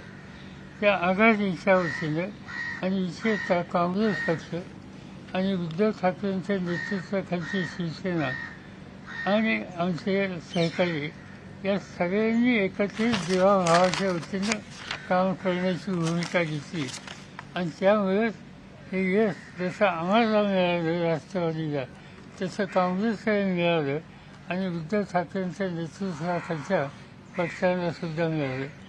आणि या जे मी सुरुवातीला सांगितलं की परिवर्तनाचं वातावरण आहे आणि आम्ही तिघही एकत्रित राहून उद्याच्या काळामध्ये आमची धोरणं ठरवू आणि महाराष्ट्राच्या जनतेची सेवा करण्याची खबरदारी घेऊ एवढंच या ठिकाणी मला सांगायचं आहे. तो शरद पवार जिनकी तरफ से ये प्रेस कॉन्फ्रेंस हो रही है, जाहिर तौर पर एनसीपी के लिए भी आज का दिन बड़ा है क्योंकि एक तरफ अजीत पवार की वर्चस्व के लिए ये लड़ाई पूरी तरह से देखी जा रही थी और एक तरफ शरद पवार को ये साबित करना है कि क्या अभी भी एनसीपी का एक धड़ा जो है और नेता उनके साथ है या नहीं. 2 हमारे सहयोगी हमारे साथ इस वक्त जुड़ रहे हैं. कांग्रेस मुख्यालय से कुमार आलोक हमारे साथ हैं और शैलेंद्र मिश्रा हमारे साथ बीजेपी से मौजूद है. लेकिन कुमार आलोक, पहले जरा आप ही का रुख करेंगे. अभी हमने बीजेपी में भी देखा कि किस तरह जश्न का माहौल है, लेकिन 2014 2019 दोनों बार हमने देखा कि कांग्रेस मुख्यालय में एक तरीके से सन्नाटा सा ही पसरा था. अभी तक तो मीडिया को लेकर दोष निकाल रही थी कांग्रेस पार्टी लगातार. आज भी मीडिया से नाराजगी है या आज खुशी का माहौल है? यहाँ तो खुशी का माहौल मैं देख रहा हूँ कि लगातार जो लीडर्स है, जो सलमान खुर्शीद हो, चाहे राजीव शुक्ला हो, चाहे अभिषेक मनु सिंघवी हो, ये सब जा कर मीडिया के सामने बाइट्स दे रहे हैं. और अभी भी इन लोगों का मानना है, कांग्रेस के लोगों का मानना है कि जैसे रिजल्ट जब लास्ट दौर का राउंड की जब गिनती खत्म होगी तब देखिएगा स्थितियां कुछ दूसरी होंगी. लेकिन अब जैसा कि दिखाई दे रहा है कि एनडीए का स्पष्ट बहुमत है और एनडीए सरकार बनाने जा रही है. तो आज राहुल गांधी शाम को यहाँ पर आएंगे और ऐसा कहा जा रहा है कि वो प्रेस कॉन्फ्रेंस को भी संबोधित करेंगे. इस बीच मल्लिकार्जुन खड़गे, अगर सोर्सेज की हम बात करें तो मल्लिकार्जुन खड़गे ने जो इंडी गठबंधन के जितने भी लीडर्स हैं, जो उनके फ्लोर लीडर्स हैं या जो उनके नेता हैं, उनको अपने घर पे बैठक में बुलाया है. आप देखते हैं कि शाम को बैठक में क्या ये लोग रणनीति अपनाते हैं, क्योंकि तब तक अंतिम परिणाम आ चुका होगा. तो आंकड़ा रुझानों के मुताबिक कांग्रेस पार्टी ने पार कर लिया है. ये कांग्रेस के लिए 99 पे आ गई, लेकिन 199 लगातार चल रहा है. 100 लगातार. तो इसका क्रेडिट खड़गे जी को मिलेगा या राहुल गांधी को? आपने क्योंकि बात की, ये भी तो अभी दिलचस्प होगा ना जानना कि पूरा क्रेडिट जीत का किसे दिया जाएगा, क्योंकि हार का ठीकरा तो अध्यक्ष के मत्थे होता है. अब खड़गे जी जब से आए हैं, जो कहता है खड़गे जी आए तो हिमाचल जीत लिया कांग्रेस ने, उसके बाद कर्नाटक जीत लिया, उसके बाद तेलंगाना जीत लिया. इसके पहले के जो भी चुनाव हुए थे वो कांग्रेस लगातार हार रही थी. तो खड़गे जी को क्रेडिट अब तो कांग्रेस के ऑफिसर्स जो होंगे उनसे बात करनी होगी. लेकिन वो निश्चित रूप से कहेंगे कि राहुल गांधी की जो यात्रा रही, न्याय यात्रा रही, चाहे भारत जोड़ो यात्रा रही, इसमें इसका भी कांग्रेस के उभरने में महत्वपूर्ण योगदान रहा. और ये ऐसा नेताओं ने आज कहा है कि भारत जोड़ो यात्रा ने कांग्रेस को एक नई संजीवनी दी. तो जो भी नेता है, खासकर कांग्रेस के बड़े नेता हैं, वो इसको क्रेडिट राहुल गांधी को दे रहे हैं. लेकिन और एक पक्ष ये भी कह रहा है कि खड़गे के आने के बाद आलोक, हम आपको रोकेंगे. इस वक्त गांधीनगर से जो रुझान आया है उसमें अमित शाह, गृह मंत्री अमित शाह 6,74,805 वोटों से इस वक्त आगे चल रहे हैं। और ये इस वक्त की बड़ी खबर है। और प्रखर, जब हम इस बार गुजरात गए चुनाव में तो वहां ये बताया गया कि इस बार लड़ाई इस बात की नहीं है कितनी सीटें जीतेंगे, सीटें तो सभी जीतेंगे, लेकिन कितना मार्जिन बढ़ाया जाएगा इस बात को लेकर पार्टी लगी हुई थी और वही कुछ दिखाई भी दे रहा है। बिल्कुल, गुजरात का पूरी लिस्ट आप देखते हैं तो उसमें आप बड़ी जीतें जो हैं जो एक तरह से नजर आ रही हैं बीजेपी प्रत्याशियों के पक्ष में।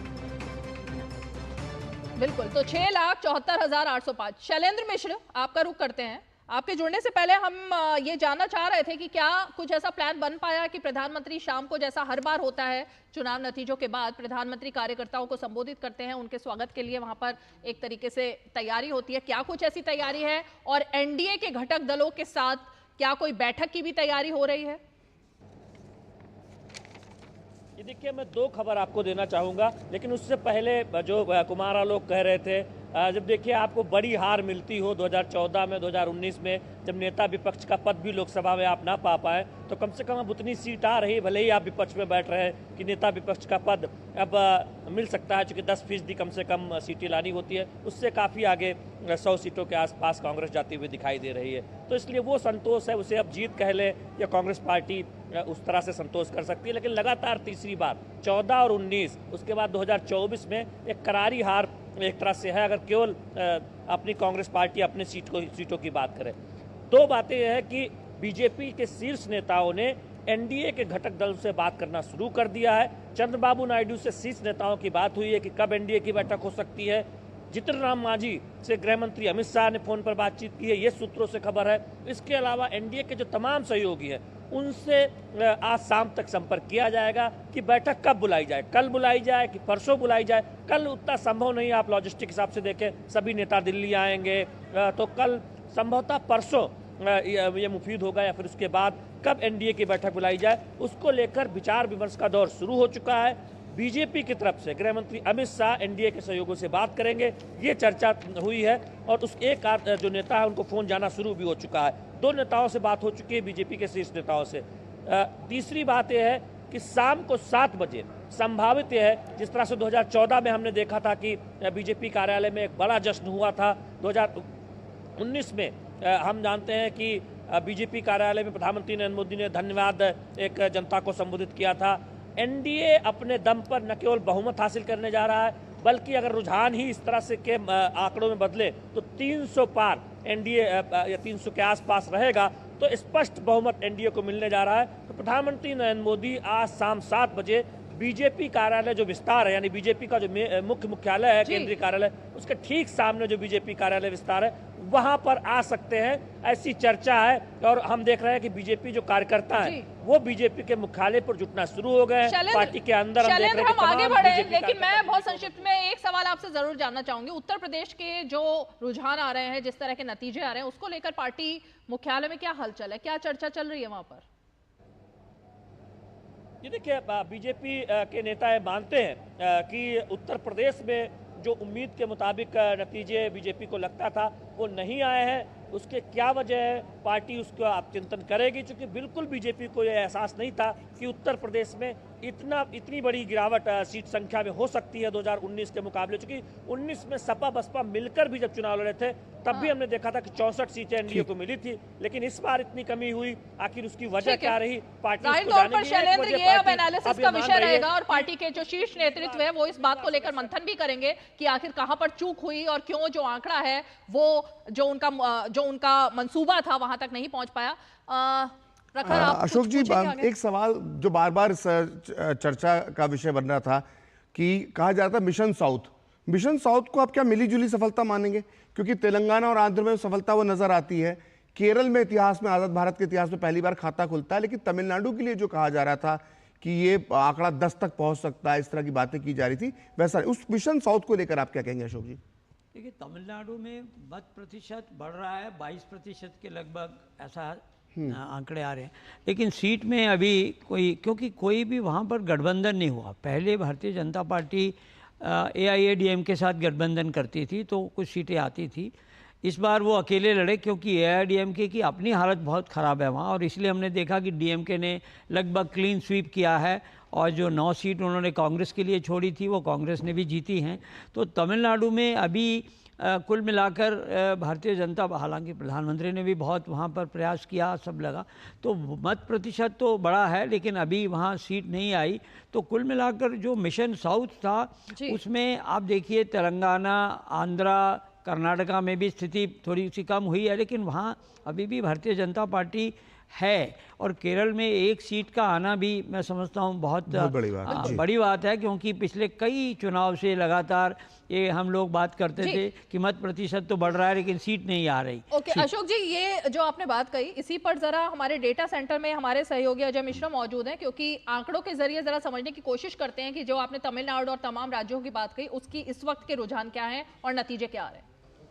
अजय जी बिल्कुल रीमा, चूंकि आप जनादेश पर बात कर रही हैं और जनादेश में आप मुद्दों की बात कर रहे हैं, मुद्दों पर आप अपने मेहमानों के साथ एनालिसिस कर रही हैं, लेकिन big data analytics data centre में होता है और इस वक्त हम हैं जनादेश डेटा सेंटर में। अनुभव हमारे साथ हैं जो कि डेटा पर नजर बनाए हुए। अनुभव, अगर अभी तक की हम बात करें कितने वोटों की गिनती है, क्या ये जो टैली आपको दिख रही है वो वहीं पर टिकने वाली है या फिर तस्वीर अगले कुछ घंटों में बदल सकती है? देखिए बिल्कुल, जिस तरीके से अगर हम बात करें तो अब तक तकरीबन जो 42 करोड़ जो वोट हैं उनकी गिनती हो चुकी है। और कल इलेक्शन कमीशन ने कहा था, राजीव कुमार ने, कि 64 करोड़ से ज्यादा वोट पड़े हैं और 42 करोड़ वोटों की गिनती अब तक हो चुकी है, यानी 22 करोड़ वोटों की गिनती अभी होनी बाकी है। और बीजेपी को अब तक जो वोट गिने जा रहे हैं, रुझान जो आ रहे हैं, 17.5 करोड़ वोट मिल चुके हैं। वोट परसेंटेज जो है तकरीबन 39% है बीजेपी का। कांग्रेस की अगर बात करें तो तकरीबन 10 करोड़ वोट जो है वो कांग्रेस को भी मिल चुके हैं। तो 22 करोड़ वोट अभी गिने जाने बाकी हैं। लेकिन बताइए नतीजे क्यों नहीं आ रहे, केवल रुझान तक क्यों आ रहा है? अभी 3:16 हो रहे हैं, नतीजे जीत के क्यों नहीं जारी हो पा रहे हैं चुनाव की तरफ? देखिए बिल्कुल, क्योंकि लोकसभा चुनाव है, कॉन्स्टिट्यूएंसी है, 5 विधानसभाएं होती हैं, कई 6 विधानसभा है, 11 लाख 12 लाख वोट पड़े हैं, ईवीएम लगी हुई है, तो इतना आसान नहीं होता। विधानसभा चुनाव लोकसभा चुनाव में अंतर है, इसीलिए और इलेक्शन कमीशन ने भी पूरी तैयारी की है। हर एक चीज़ों को देखा जा रहा है, वोटों की गिनती हो रही है, ईवीएम से गिनती हो रही है, तमाम सारे जो लोग हैं पीठासीन अधिकारी वो सब लगे हुए हैं, वोटों की गिनती जारी है। लेकिन हाँ, अभी तक 3 नतीजे आए हैं, पर रुझान जो है वो सारी 543 सीटों पर आ चुके हैं। और वोटों की गिनती हमने पहले ही बताया दर्शकों को, 42 करोड़ वोट गिन लिए गए हैं, लेकिन 22 करोड़ वोट अभी गिने बाकी हैं। और ये देखिए कि अभी जो गिनती है वो लगातार जारी है और जो इलेक्शन कमीशन है वो लगातार ये कह रहा है कि आंकड़ों पर किसी भी तरह का संदेह ना हो, इसको लेकर के सारी सतर्कता बरती जा रही है और पूरी दुनिया में ये संदेश जाए कि जो निष्पक्ष चुनाव कराए जाने हैं उसकी एक मजबूत तस्वीर भारतीय लोकतंत्र की बाहर जा रही है। रवि जी, दक्षिण पर निगाह बनाए हुए थे, दक्षिण से बहुत सारी उम्मीदें थी, तमिलनाडु ने निराश जरूर किया लेकिन कर्नाटक ने शायद इस बार थोड़ा सा बचाया है। दक्षिण में क्या स्थिति है अगर हम एनडीए की बात करें? देखिए, दक्षिण में एनडीए को जिस तरह से उम्मीद थी, कर्नाटक में बीजेपी हमेशा से अच्छा प्रदर्शन करती आई है, पिछले चुनावों में भी अच्छा प्रदर्शन किया था, लेकिन फिलहाल जो रुझान अभी मिल रहे हैं कर्नाटक में इतना अच्छा प्रदर्शन बीजेपी का नहीं है, लेकिन उसकी भरपाई कुछ हद तक आंध्र प्रदेश में एनडीए ने कर दी है। जो टीडीपी का वहाँ पर प्रदर्शन रहा है बेहद उम्दा हम कह सकते हैं, अपने दम पर टीडीपी वहाँ पर राज्य में भी सरकार बना रही है और लोकसभा में भी टीडीपी की बदौलत एनडीए का जो मार्जिन है लोकसभा में काफ़ी अच्छा हुआ है वहाँ पर। इसके अलावा जो रुझान है उससे ऐसा लग रहा है, इसकी संभावना बहुत ज़्यादा है कि केरल में खाता खोलने में बीजेपी कामयाब होगी इस बार। सुरेश गोपी जो कि एक एक्टर भी हैं केरल सिनेमा के, वो त्रिशूर की सीट से काफ़ी राउंड की वोटिंग हो चुकी है, काउंटिंग हो चुकी है और वो अपनी बढ़त बरकरार किए हुए हैं। तो मिशन साउथ को आप किस तरह से आंकते हैं? अगर आप ओवरऑल देखें कि एनडीए का जो प्रदर्शन है मिशन साउथ को लेकर के किस तरह से रहा और क्या ये फैक्टर सरकार के गठन में भी काम करता हुआ नजर आए? बिल्कुल, देखिए आंध्र प्रदेश में और तेलंगाना में बीजेपी का प्रदर्शन ठीक रहा है, तेलंगाना में भी बीजेपी का प्रदर्शन इतना ख़राब नहीं रहा है। कर्नाटक में थोड़ा नुकसान उनको हुआ है, केरल में जबकि खाता खोलने में पहली बार अगर सुरेश गोपी जीतते हैं तो ऐसा पहली बार होगा कि केरल से कोई बीजेपी का सांसद लोकसभा में पहुंचेगा। और तमिलनाडु में फिलहाल जो इंडिया अलायंस है वो हावी दिख रहा है। तो तमिलनाडु में जो उम्मीद थी बीजेपी को, एनडीए को, वो इस बार तो पूरे होते हुए दिखाई नहीं दे रही है। लेकिन हमारे हेड ऑफ रिसर्च हैं अतुल मिश्रा, और अतुल आपसे समझना चाहेंगे कि ओवरऑल पिक्चर जो उम्मीद की जा रही थी एनडीए को, वो कहीं ना कहीं आपको निराशा लगी, अभी भी आपको उम्मीद है कि आंकड़े बदल सकते हैं?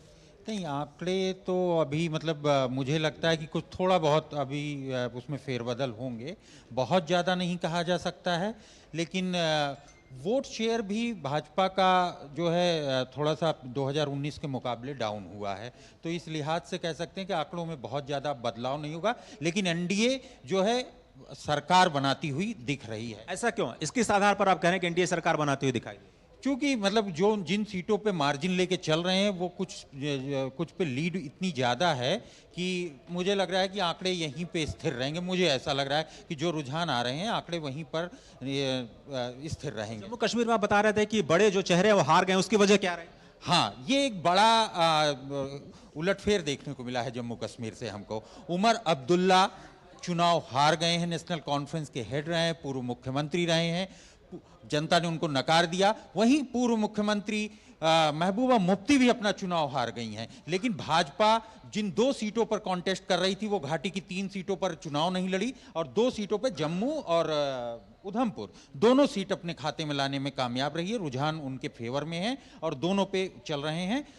वहीं बात करें अगर उत्तर पूर्व के राज्यों, उत्तर की राज्यों, नॉर्थ इंडिया के स्टेट में, तो नॉर्थ इंडिया में पिछली बार भाजपा का प्रदर्शन बहुत अच्छा था, कुल 126 सीटें आती हैं नॉर्थ इंडिया से, लेकिन अब की बार भाजपा और भाजपा एलाइज जो है कुल 59 सीटों पे या 58 सीटों पर जो है रुझान में है और एक तगड़ा झटका लग रहा है नॉर्थ से। हालांकि हिमाचल प्रदेश, उत्तराखंड ये अपना गढ़ बचाने में कामयाब रहे हैं, लंबी लीड से जीते हैं, लेकिन उत्तर प्रदेश में एक बहुत अच्छी जानकारी हमको आ रही है कि 2022 में जो विधानसभा चुनाव हुए थे, आप 42% वोट भाजपा ने गेन किए थे, वही 42% अभी मिल रहे हैं भाजपा को। और समाजवादी पार्टी को 2022 में 32% वोट शेयर मिला था, वही 32% आज भी वही है, वही स्थिर है।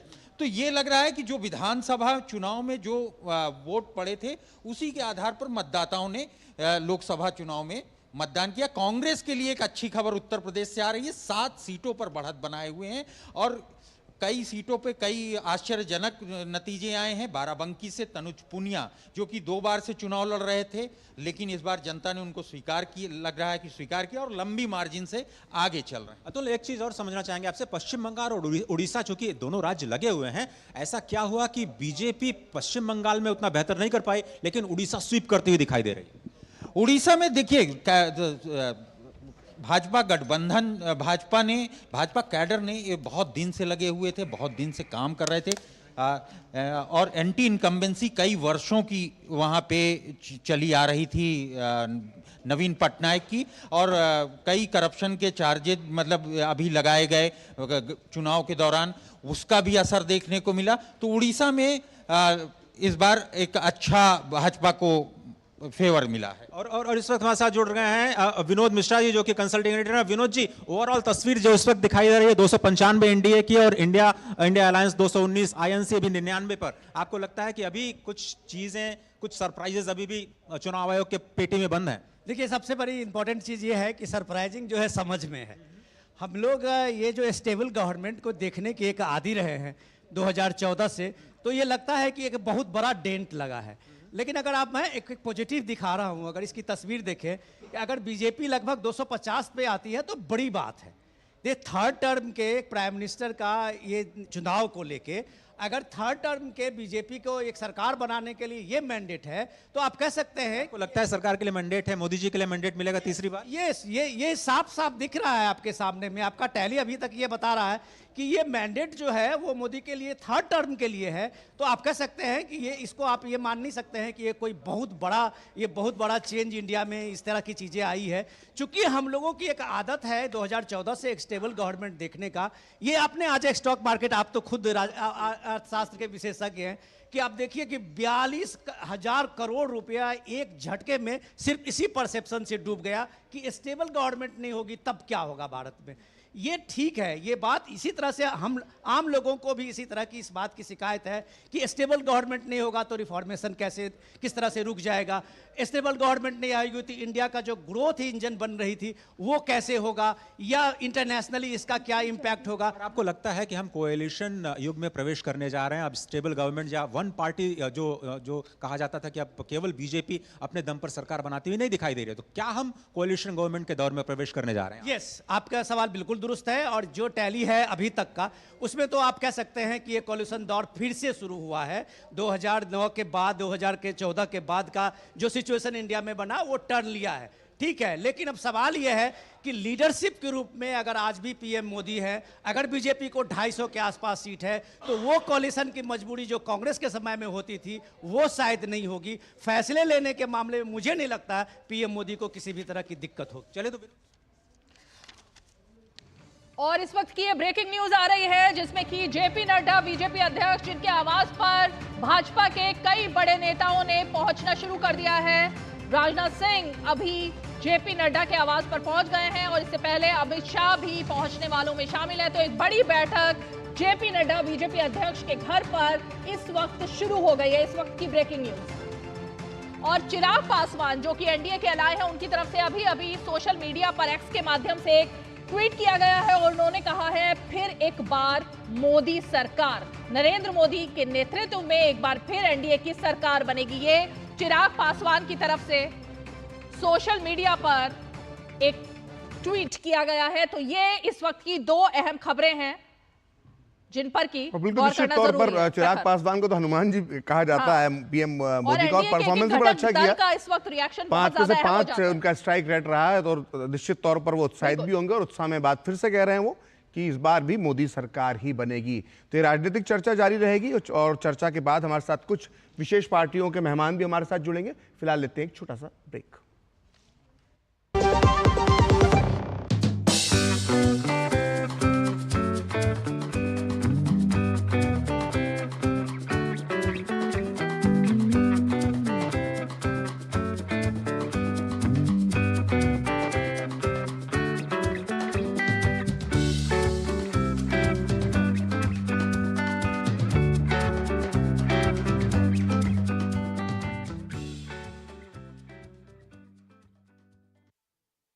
मैं कैप्टन होता ना, ओपन कराता। अब हर कोई ओपन करेगा तो मैच कौन क्लोज करेगा? तो भाई साहब अब कोई किसी की लाइफ में आग नहीं लगा पाएगा। समर कूल, जो हर दिल करे कबूल। बात जब पीढ़ियों के लिए बनने वाले घर की हो तो जिम्मेदारी बड़ी हो जाती है। गैलेंट समझता है ये जिम्मेदारी। अब डबल एम रिब्स के साथ गैलेंट एडवांस TMT रीबार, निर्माण का रियल हीरो। घुटना, कंधा या कमर, चाहे जैसा हो दर्द, डॉक्टर ऑर्थो आपको देता है दर्द से पूरी आजादी। ये कोई टेम्पररी पेन किलर नहीं, आयुर्वेदिक औषधि है। Delivery boy has picked your order. अरे भाई पता है भूख लगी है। 30 मिनट का मैसेज नोटिफिकेशन आया था ना। मैसेज के सारे थोड़ी बैठ सकते हैं। कल आपने कुछ शेयर्स बेचे थे ना? हाँ, तो चेक किया? मैसेज आया तो था। सिर्फ मैसेज काफी नहीं है। आप शेयर मार्केट में कोई भी ट्रांजैक्शन करते हैं ना, तो स्टॉक एक्सचेंज से आए SMS या ईमेल को अपने डीमैट अकाउंट और बैंक स्टेटमेंट के साथ भी टैली कीजिए। बेटा भूख में ना दिमाग बंद हो जाता है। सोच कर, समझ कर, इन्वेस्ट कर। डीडी न्यूज पर आप देख रहे हैं लगातार जो रुझान आ रहे हैं और नतीजे आ रहे हैं। हमारे साथ दो खास मेहमान इस वक्त जुड़ गए हैं, हम जरा उनका रुख कर लेते हैं। हमारे साथ कांग्रेस पार्टी का पक्ष रखने के लिए कांग्रेस की प्रवक्ता गरिमा सिंह जी, नहीं मुझे लगता है कि चेंज हो गई हैं, गरिमा सिंह जी अब हमारे साथ मौजूद नहीं है। और हमारे साथ बीजेपी का पक्ष रखने के लिए रोहित चहल मौजूद हैं। मैं जरा गरिमा जी, एक्सक्यूज मी, कह रहे हैं गरिमा जी तो चली गई। मैं जरा कांग्रेस पार्टी का ही पक्ष जानने के लिए आपके पास पहुंचती हूँ। 2014-2019, मैडम आप ही से बात कर रही हूँ, आपको आवाज आ रही है जी? 2014-2019 दो अलग अलग तरीके से कांग्रेस पार्टी ने बहुत अच्छा प्रदर्शन नहीं किया। इस बार भी 99 सीटों पर अभी फिलहाल रुझान रुकते हुए दिखाई दे रहे हैं। लेकिन जिस तरह से सोशल मीडिया हो या कांग्रेस पार्टी के नेता हो, उन्होंने बीजेपी पर हमला बोलना शुरू कर दिया है, इसकी वजह क्या दिख रही है? क्योंकि बहुमत बीजेपी को मिलता हुआ दिख रहा है, एनडीए को सरकार उनकी बनती हुई दिख रही है, तो फिर वजह क्या है? नहीं, मुझे लगता है आपको चश्मा बदलने की ज़रूरत है। अभी मैं एक रिपोर्टर को आपके सुन रही थी कि अमित शाह जी ने चंद्रबाबू नायडू को फ़ोन करना शुरू कर दिया है, मांझी साहब को फ़ोन करना शुरू कर दिया है। तो ऐसा नहीं है कि मोबाइल फ़ोन्स केवल भाजपा वालों के पास हैं, कांग्रेस पार्टी ने भी अपनी पूरी बिसात बिछानी शुरू कर दी है। और मुझे नहीं लगता कि अभी से सरकार किसकी बन रही है, इतनी जल्दी निर्णय पर आपको पहुंचना चाहिए। मुझे लगता है इस देश के लोगों ने नरेंद्र मोदी को रिजेक्ट किया है, इस देश के युवाओं ने अग्निवीर योजना को रिजेक्ट करा है, इस देश की महिलाओं ने बलात्कारियों को संरक्षण देने वाली पार्टी को रिजेक्ट किया है, इस देश के किसानों ने कीलें गढ़ाने वाली और बुलडोजर चलाने वाली पार्टी को रिजेक्ट किया है। अभी आगे आगे देखिए, अभी तो आधा ही दिन निकला है, तो इतनी जल्दी मुझे लगता है कि आपको भी किसी निष्कर्ष पर नहीं पहुंचना चाहिए। हम तो किसी निष्कर्ष पर नहीं पहुंच रहे हैं, लेकिन जो रुझान आ रहे हैं उसी के आधार पर आपने कहा कि एनडीए आपने सीधे चश्मा बदलने और तमाम बात नहीं, आपने कहा कि एनडीए की सरकार बनती हुई दिख रही है। और मैं आपसे एनडीए जिसके अंडर में लड़ा, जिसके नेतृत्व में लड़ा, उनको बहुमत मिलता हुआ दिख रहा है, तो फिर इफ एंड बट कहां पर खड़े होते हैं? नहीं, हमें देखिए, हम लोग बहुत सकारात्मक लोग हैं, संघर्षशील लोग हैं, हमने देश को आज़ाद कराया है, हम हमेशा मैदान पर रहते हैं। राहुल जी तो 11,000 किलोमीटर चले हैं, तो ऐसे में संघर्षों से हम घबराते नहीं।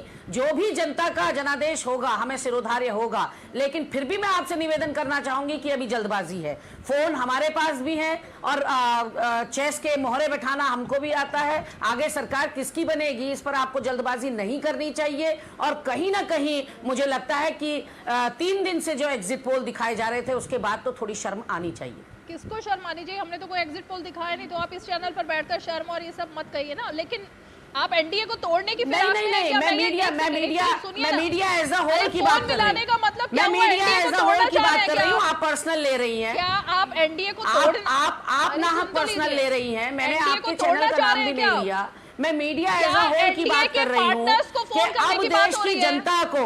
अच्छा गरिमा जी, ये सवाल ये पूछना चाह रही है कि आपने कहा कि आपके पास भी फोन है, तो हम ये जानना चाह रहे हैं कि कांग्रेस पार्टी अभी किन किन नेताओं के संपर्क में है जो भी फिलहाल एनडीए का हिस्सा है या एनडीए का हिस्सा नहीं है, जो अभी तक तीसरे तरफ है। तो क्या कुछ ऐसे दलों के संपर्क में है कांग्रेस? देखिए, राजनीति में किसी भी संभावनाओं से इनकार नहीं किया जा सकता। आपको पता होगा कि राजनीति में दरवाजे कभी परमानेंट बंद नहीं किए जाते, हमेशा खुले रहते हैं। तो कांग्रेस पार्टी भी अपने सारे plan A, plan B, plan C या सारे घोड़े खोल देगी। हमने बहुत अचीव किया है उत्तर प्रदेश में, तो हमने इनकी चूल्हे हिलाने का काम किया है। अच्छा, आपने उत्तर प्रदेश की बात की गरिमा जी, एक सवाल मेरा आपसे, किसी से जुड़ा सवाल प्रखर रोहित चहल से मैं जरा जानना चाहूंगी। रोहित जी, वो तो एनडीए में सेंध लगाने की कोशिश में, आप भी इंडिया अलायंस में सेंध लगाना चाह रहे हैं क्या?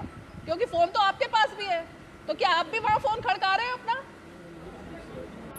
उद्धव ठाकरे, शरद पवार, तमाम ऐसे नेता राजनीति हमेशा करने की कोशिश करती रही है, लेकिन भारतीय जनता पार्टी और एनडीए को इस प्रकार से अगर आप देखेंगे क्लियर जो है, जो मेजॉरिटी है एनडीए को मिल रही है। भारतीय जनता पार्टी सरकार बनाने जा रही है माननीय प्रधानमंत्री जी के नेतृत्व में, तो इसमें कोई किंतु परंतु नहीं है। लेकिन कांग्रेस पार्टी जो है वो चाल चरित्र, अपना चेहरा दिखाने में लगी है। कांग्रेस पार्टी का यही चाल चरित्र चेहरा है कांग्रेस पार्टी का, लेकिन जनता इनको देख चुकी है और इसी में खुश हो रहे हैं। ये सोचिए कि अगर भारतीय जनता पार्टी,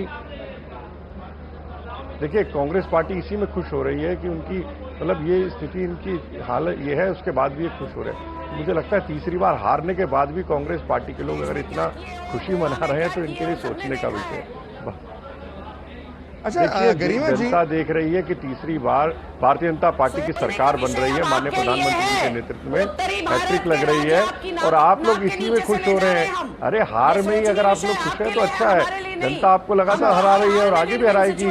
आपका क्या हाल हुआ, आपका आंध्र प्रदेश में क्या हाल हुआ, आपका अरुणाचल प्रदेश में क्या हाल हुआ, आपका उड़ीसा में क्या हाल हुआ, उस पर भी चर्चा कीजिए ना बहन जी। बहन जी बताइए उसके अंदर क्या हुआ कांग्रेस पार्टी का?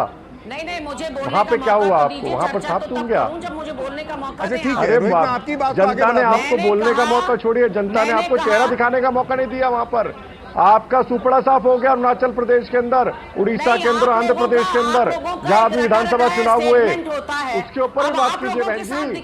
बात करनी पड़ेगी आपको। और आप तीन बार लगातार हारने के बाद राहुल गांधी, उसमें भी आप लोग खुश हैं, अच्छी बात है, आप इतना खुश हो रहे हैं तो। शर्मनाक बयान देते हैं। अच्छा गरिमा जी एक सवाल मेरा आपसे, इससे घटिया क्या हो सकता है कि अगर आप 3 चुनाव हार रहे हैं, तीनों विधानसभाएं हुए, अरुणाचल प्रदेश, आंध्र प्रदेश, उड़ीसा, सा उसमें टुकड़ा साफ हो गया आपका, उसके ऊपर भी थोड़ा सा चिंतन मंथन कर लीजिए बहन जी। आपको बात करनी पड़ेगी ना, आंध्र प्रदेश में क्या हुआ, आपका उड़ीसा में क्या हुआ। अच्छा गरिमा जी, मेरा सवाल आपसे, आपके गृह राज्य से जुड़ा सवाल है। गरिमा जी मेरा सवाल आपसे, गरिमा जी मेरा सवाल है आपसे। गरिमा जी बुरा लग रहा होगा आपको, ठीक है गरिमा जी, आप विन विन सिचुएशन में एक सवाल मैं आपसे पूछना चाहता हूँ। रोहित जी एक मिनट रुक जाइए, रोहित जी शांत हो जाइए। इसीलिए मैंने कहा कि हम बहुत ज्यादा पॉजिटिव हैं, ठीक है, बहुत सकारात्मक लोग हैं, ठीक है, जनता का आशीर्वाद हम सिरोधार्य करते हैं। अच्छा, आपने जनता के आशीर्वाद की बात की गरिमा जी, मेरा एक सवाल है आपसे, छोटा सा सवाल है, चूंकि आप उत्तराखंड की एक तेज तर्रार कांग्रेस की नेता है, प्रवक्ता है, ये क्या वजह है कि जो हर जगह पर अच्छा प्रदर्शन कांग्रेस थोड़ा थोड़ा कहीं कहीं करती हुई दिखाई दे रही है, लेकिन उत्तराखंड में 5-0 चल रहा है अभी भी? कहां उत्तराखंड में कहां कमी रह जा रही है? आप वहां की उत्तराखंड प्रदेश कांग्रेस के नेता, आप नेता हैं, मौका दीजिए। जी बोलिए, गरिमा जी को बोलने दीजिए, रोहित गरिमा जी को बोलने दीजिए, मौका तो दीजिए। जी बोलिए। देखिए, उत्तराखंड को भारतीय जनता पार्टी और आरएसएस ने अपना प्रयोगशाला बनाया। ध्रुवीकरण की जितनी कोशिश कर सकते थे सब वहां करने की कोशिश की गई, चाहे वो लैंड जिहाद हो, चाहे वो यूसीसी हो, चाहे वो धर्मांतरण कानून हो, चाहे उन्हीं की नाक के नीचे मदरसे में 700 बच्चे पढ़ रहे थे हिंदू, लेकिन वो इनको दिखाई नहीं पड़े। वक्फ बोर्ड का चेयरमैन इनका, मदरसा बोर्ड का चेयरमैन इनका, लेकिन इनको पता ही नहीं चला पिछले 1 साल से वहां हरिद्वार के मदरसों में 700 हिंदू बच्चे पढ़ रहे थे, और जिससे पूछे वो अगले बगले झांक रहा था। तो वहां पर यूसीसी लाकर उत्तराखंड को फायदा हुआ हो ना हुआ हो, लेकिन यूसीसी की डुगडुगी पुष्कर सिंह धामी से पूरे देश में बजवाने का काम इन्होंने जरूर किया। और यूसीसी किसके लिए फायदेमंद है वो हमें आज तक समझ में नहीं आया, क्योंकि हमारे वहां भी एसटी को छोड़ दिया गया है, उसको कवर नहीं किया। देखिए रीमा जी, रीमा मैं आंकड़ा पढ़ देता हूँ गरिमा जी के सामने, ये इलेक्शन कमीशन का आंकड़ा पढ़ देता हूं। टीडी गढ़वाल से बीजेपी 2,51,000 वोटों से आगे, गढ़वाल से बीजेपी 1,52,000 वोटों से आगे, अल्मोड़ा से अजय टमटा जो है वो 2,21,000 वोटों से आगे हैं, नैनीताल उधम सिंह नगर से अजय भट्ट 3,21,000 वोटों से आगे हैं, और हरिद्वार से त्रिवेंद्र सिंह रावत 1,40,000 वोटों से आगे, क्लीन स्वीप करते हुए। बिल्कुल 5-0-0। और ये बढ़त ऐसी बढ़त है उत्तराखंड जहाँ पे कम वोटर्स होते हैं, बहुत बड़ी बढ़त है। बेसिक सवाल है जो आपने एलिगेशन लगाया, मैं उसी पर आ रही हूँ।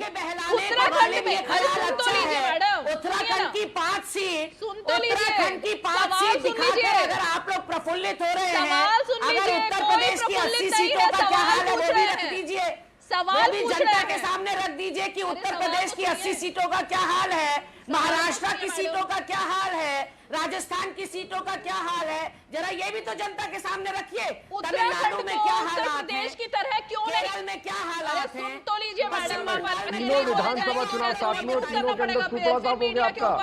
वहां की जनता ने आपको नकार दिया, जहां से स्वयं आप उत्तराखंड से आती है, वहां की जनता ने आपको नकार दिया, आपको खुद नेता मानने को तैयार नहीं है उत्तराखंड की जनता, और यहाँ पे बैठ के आप प्रवचन कर रही है। बताइए बहन जी। मैंने देखिए, कोई बात नहीं बहन जी, होता है। मुझे जिम्मेदारी दी थी उत्तर प्रदेश की, पिछले 1.5-2 महीने से बहन जी कोई बात नहीं, आपका उत्तराखंड में शायद कुछ नहीं होगा, इसलिए आपको कोई बात नहीं बहन जी, लेकिन आपको हार स्वीकार करनी चाहिए। लगातार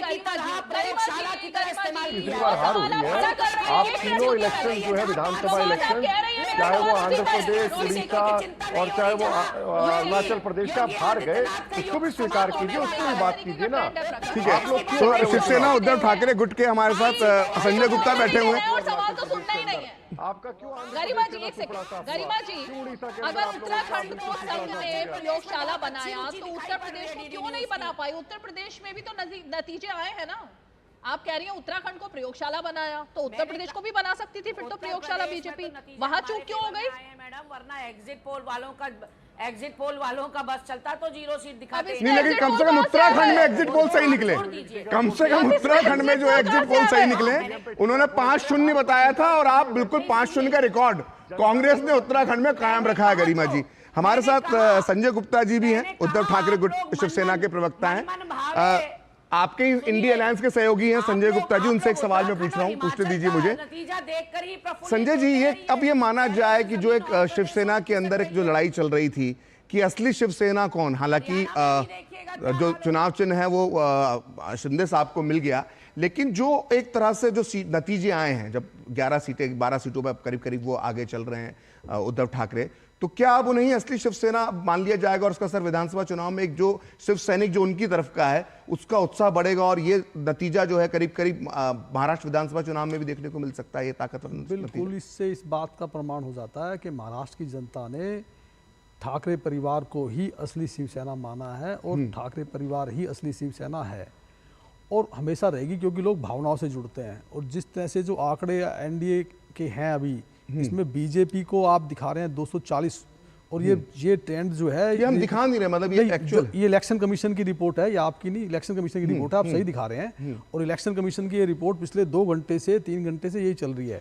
इसका ताल्लुक ये आ जाता है, आप थोड़ा उसको चुनावी प्रक्रिया को समझिए। 240 हैं, वोटों की गिनती लगातार देश भर में जारी है, कहीं कम हो रहे हैं, किसी के कम हो रहे हैं, किसी के ज्यादा हो रहे हैं, जुड़ते जा रहे हैं और एक सेटल हो जाता है। इस समय तक जब हम 4 बजने वाले हैं तो आंकड़े करीब करीब सेटल हो जाते हैं। ये लंबे समय तक चल रहे हैं, ये सेटल हो चुके हैं सर, क्योंकि 18 राउंड 17 राउंड 22 राउंड तक होते हैं। ये जो रुझान है ये सेटल हो चुके हैं, क्योंकि ये पिछले 2-3 घंटे से चल रहा है। और जब 2-3 घंटे से चल रहा हो तो आप ना एक बात मैं इसमें ये कहना चाहता हूँ कि देखिए बीजेपी को 2014 में 282 सीटें मिली थी अकेले। चहल को भी जरा फ्रेम में रखिए। 282 जब उनको सीटें मिली तो यानी कि पूर्ण बहुमत जो था उससे 10 सीटें ज्यादा थी। तो जो भी सहयोगी दल थे वो वहीं के वहीं बने रहे।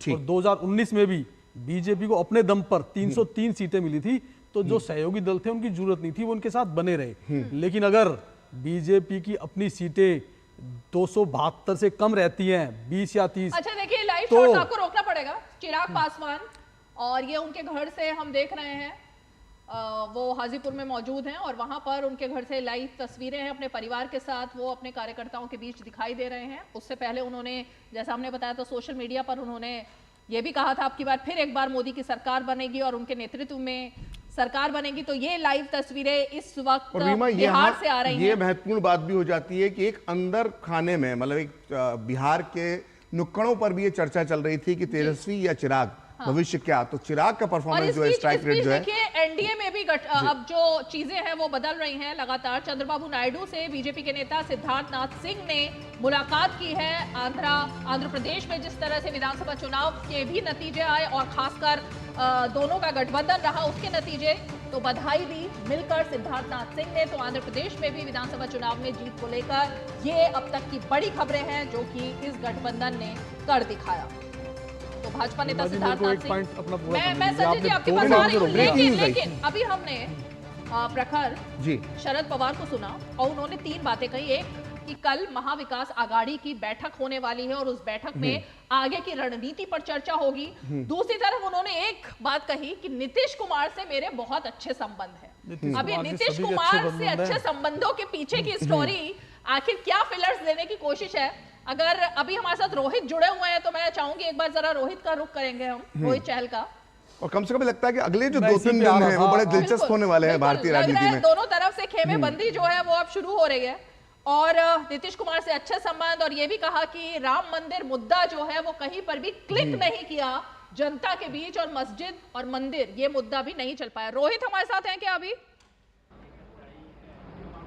रोहित, ये जिस तरह से शरद पवार नीतीश कुमार के बारे में बता रहे हैं अच्छे संबंध और कह रहे हैं राम मंदिर का मुद्दा बीजेपी के फेवर में कोई काम नहीं आया जिसका डंका बजाया जा रहा था, आपका रिएक्शन? देखिए, शरद पवार जी के लिए वो हो सकता है चुनावी मुद्दा, लेकिन हमारे लिए आस्था से जुड़ा विषय था और वो लंबा विषय था और मुझे लगता है कोर्ट के द्वारा जो उसके ऊपर निर्णय आया उसके बाद वहाँ भव्य राम मंदिर बना है और देश की जनता उसको लेकर बहुत खुश है। एक बात, दूसरी बात जहां तक बात है, एक मिनट रोहित, थोड़ा सा मैं यहाँ पे करेक्शन करना चाहूंगा आपकी बात पर। रोहित, आपने कहा है भावना से जुड़ा मुद्दा था, मैं सहमत हूं, लेकिन हर चुनावी घोषणा पत्र में राम मंदिर का जिक्र होता था, तो कहीं ना कहीं ये बीजेपी के लिए चुनावी मुद्दा भी था। आगे आप कंटिन्यू कर सकते। देखिए, हमारे लिए हमारे आस्था से जुड़ा विषय था। मैंने जिस प्रकार से कहा, बिल्कुल हमारे लिए आस्था से जुड़ा विषय था। हमारे प्रभु हमारे सबके प्रभु राम जी का मंदिर वहाँ पे बनना चाहिए था, लंबा संघर्ष उसको लेके हुआ था, भव्य राम मंदिर वहाँ पे बना है, ठीक है, उसमें कोई किंतु परंतु नहीं है।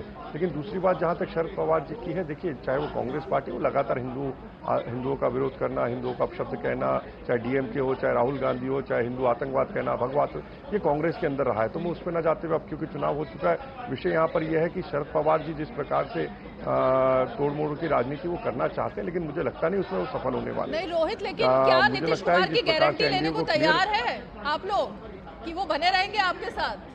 देखिए हमें पहले का ट्रैक रिकॉर्ड और आज की बात कुछ और ही है, इसीलिए संदेह के घेरे में हमेशा नीतीश कुमार ही आ जाते हैं। नहीं, एनडीए बहुत मजबूती से चुनाव लड़ा है और निश्चित तौर पर जो परिणाम आ रहे हैं और जो अंतिम परिणाम भी आएंगे आप देखेंगे, 300 से ऊपर भारतीय जनता पार्टी और एनडीए की सीटें आने वाली हैं और निश्चित तौर पे आप पूरा एक एनडीए एकजुट होकर माननीय प्रधानमंत्री जी के नेतृत्व में उन्हें तीसरी बार सरकार बनने जा रही है, उसमें कोई किंतु परंतु नहीं। कांग्रेस पार्टी जो भी कोशिश कर ले और जनता ने जो उनको मत दिया उनको स्वीकार करना चाहिए। तो क्यों तोड़ मरोड़ की राजनीति में लगे हुए, क्यों उनको हार को स्वीकार करना चाहिए। हम तो हमेशा जनता का जो मत है, जनता ने जो हमें प्यार दिया, आशीर्वाद दिया, उसके लिए हम हमेशा धन्यवाद करते हैं। आप ही की बात पर संजय गुप्ता कुछ कह रहे हैं। संजय गुप्ता जी,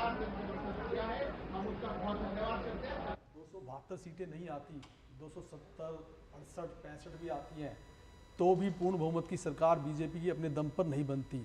अगर जिस तरह के रुझान है, इससे साफ पता चलता है कि बीजेपी के पास 240, 250 से ज्यादा सीटें नहीं आएंगी। आपके गठबंधन में कौन है जिसके पास बहुमत का आंकड़ा है 272 का? आप भी तो मिला जुला के ही बनाएंगे ना?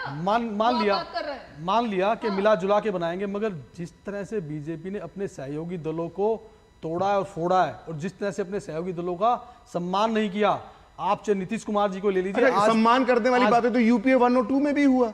यूपीए 1 और कम्युनिस्ट पार्टी पहले अलग हुई, वामपंथी पहले यूपीए 1 में अलग हुए, यूपीए 2 के अंदर डीएमके अलग हुई। तो ये तो आपस में तो लड़ाई आपके लड़ाई अलग चीज थी, समय में लड़ाई एक अलग चीज है, लेकिन किसी की पार्टी को तोड़ देना, दरअसल ऐसा तो है नहीं की पार्टी को तोड़ ऐसा तो है नहीं कि भारत में पहली बार मिलीजुली सरकार बनेगी। सबसे पहले शुरुआत इंदिरा गांधी करती हैं, उसके बाद नरसिम्हा राव बनाते हैं, उसके बाद यूपीए 1 बनता है, यूपीए 2, 4 बार तो आप भी बना चुके हैं, कांग्रेस वाले बना चुके हैं। अनिल बंसल जी, थोड़ा सा इसको नया मोड़ दे अगर हम बातचीत करें कि अभी तक हम प्रधानमंत्री मोदी का जो पूरा ट्रैक रिकॉर्ड जानते हैं, जहां जब वो सत्ता में रहे, चाहे वो गुजरात में रहे, वो स्पष्ट बहुमत में हमेशा से रहे और 2 बार जब वो प्रधानमंत्री रहे तो भी स्पष्ट बहुमत में रहे। अब ऐसे में देश में सवाल पूछा जा रहा है कि एक मिलीजुली सरकार चलाने में अब उनका नीतियां, उनकी रणनीति, उनके तौर तरीके क्या रह सकते हैं? आपको क्या लगता है? देखिए, सहयोगी दलों को थोड़ा मान सम्मान देना होगा और बीजेपी पहले 1998 में सरकार अटल जी ने बनाई, 1999 बनाई, एनडीए की सरकार चली, कोई ऐसा नया प्रयोग बीजेपी के लिए नहीं है। और बीजेपी 77 की जो जनता पार्टी थी उसमें भी सरकार में शामिल थी, विश्वनाथ प्रताप सिंह की सरकार को बाहर से समर्थन दिया था 1989 में। तो भाजपा के लिए असंभव नहीं है। बस ये है कि प्रधानमंत्री, अब इसको हम हकीकत को नकार नहीं सकते कि जो हमारे सहयोगी दल होंगे उनके साथ हमको बातचीत अब ज्यादा सम्मान के साथ करनी होगी। अपमान तो पहले भी नहीं था किसी का, के साथ करनी होगी। अपमान तो पहले भी किसी का नहीं था, लेकिन देखिए जब हमें जरूरत ज्यादा होती है तो एक जरूरत का सवाल है, तो अब ज्यादा उनको थोड़ा बहुत ज्यादा भाव मिलेगा और क्या बात है। और चूंकि जो स्टेबल सरकार है आज भी, इसी में अशोक जी का भी मैं इनकी बात का प्रतिवाद करता हूं, जो स्थायी सरकार वही हो सकती है जिसको लीड करने वाला दल मजबूत हो। अगर अभी भी बीजेपी 240-41 लेकर आती है और मेरे साथ अटल जी के समय तो 205 या उसके आसपास, उसके अलावा 26-27 दल होंगे तो मजबूत नहीं होगी। देखिए, ये जो अभी शरद पवार जी ने कहा, मान लीजिए विपक्ष एक वैकल्पिक सरकार देने की बात सोचता भी है तो उसके लिए सवाल ये उठेगा कि किसके नाम पर सहमति होती है। देखिए, नीतीश से बात करने में कोई हर्ज नहीं है, लेकिन नीतीश को क्या बाकी लोग प्रधानमंत्री मानेंगे? क्या चंद्रबाबू नायडू को बाकी लोग प्रधानमंत्री मानेंगे? फिर सबसे बड़ा सवाल ये है कि ममता बनर्जी की जितनी सीट आ रही हैं उससे बात किए बिना तो कोई वैकल्पिक सरकार बन नहीं सकती है। और उन्होंने शुरू में भी बोल दिया था कि मैं तो ये इंडिया अलायंस का हिस्सा ही नहीं हूँ। तो मेरा ये कहना है कि विपक्ष अपनी ओर से प्रयास करेगा और करना भी चाहिए। लोकतंत्र में पहले भी जिस तरह से सरकारें बनी है गठबंधन की, उसमें बहुत कुछ हुआ। और अगर हम आज फिर से गठबंधन के दौर में आ रहे हैं तो गठबंधन करने का जो अनुभव है वो अभी देखना होगा कि किसका प्रयास सफल रहता है। जैसे अभी अनिल जी कह रहे थे कि सबसे बड़ा जो दल होता है वो पहले प्रयास करता है गठबंधन की सरकार करने का, और राष्ट्रपति के पास वो जो समर्थन के पत्र हैं वो लेने होते हैं। तो आज सबसे पहले जो काम शुरू अशोक जी आपको रोकना चाहेंगे। एक तो उत्तराखंड के मुख्यमंत्री पुष्कर सिंह धामी मीडिया से बात कर रहे हैं, सीधे आपको जरा वहां लिए चलते हैं। कार्यकर्ता की चिंता करी, ऐसे आदरणीय नरेश बंसल जी, हमारे कैबिनेट मंत्री आदरणीय प्रेमचंद अग्रवाल जी, आदरणीय गणेश जोशी जी, और आज जिनको भारी बहुमत से टिहरी लोकसभा क्षेत्र की जनता जो लगातार कई बार उनको यहां से सांसद बनाकर दिल्ली भेजती रही, आज के दिन बस अब जीतने ही वाली हैं, जीत चुकी हैं वैसे तो,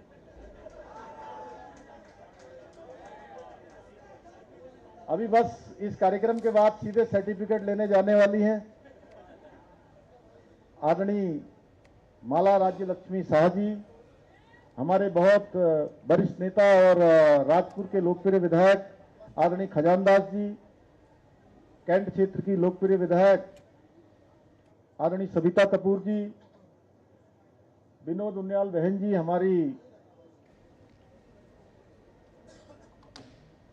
महिला मोर्चा की अध्यक्ष बहन आशा नौटियाल जी, अनिल जी, हमारे कोषाध्यक्ष, जिन्होंने पूरे चुनाव अभियान में सारी व्यवस्थाओं को संचालन किया। और सच बताऊं तो मुझे कहने में कोई संकोच नहीं है, जिन्होंने तमाम ऐसी परेशानियां ऐसे दायित्वों पर रहकर होती हैं, हम लोगों को वो आदरणीय अध्यक्ष जी को पता भी नहीं लगने दिया, उनका अपने स्तर से ही निराकरण कर दिया। भाई पुनीत मित्तल। तो पुष्कर सिंह धामी जो कि बता रहे थे कि किस तरह से उत्तराखंड में बीजेपी का प्रदर्शन रहा। एक छोटा सा ब्रेक लेना है, लेकिन उससे पहले इस वक्त की एक और बड़ी खबर आ रही है। 5:30 बजे राहुल गांधी और मल्लिकार्जुन खड़गे एक ज्वाइंट प्रेस कॉन्फ्रेंस करेंगे और चिराग पासवान, जरा इनको सुन लेते हैं। मतलब दिवाली होली एक साथ हो रही है इनकी। तो नेतृत्व में यकीनन देश को उस ऊंचाइयों तक लेकर जाएगा जिसका वादा मेरे प्रधानमंत्री जी ने देश से किया है। न सिर्फ अर्थव्यवस्था के तौर पर हमारा देश दुनिया की तीसरी सबसे बड़ी अर्थव्यवस्था बनेगा, बल्कि विकास के द्वारा किए गए जितने वादे हैं उनको भी ये सरकार पूरा करने का काम करेगी। कल अमित शाह जी का आज फोन आया, कल एनडीए की मीटिंग के बारे में उन्होंने जानकारी दी। लोक जनशक्ति पार्टी रामविलास और हमारे तमाम सांसद मजबूती से एनडीए सरकार का समर्थन करते हैं। हमारे प्रधानमंत्री जी के नेतृत्व में पुनः हम लोग तीसरी बार एक मजबूत सरकार बनाने जा रहे हैं। कम सीटें आई हैं, इसे किस रूप में आप देखते हैं? क्योंकि भाई अभी आप डिपेंडेंट है रीजनल पार्टी पर। अभी भी मतगणना चली रही है।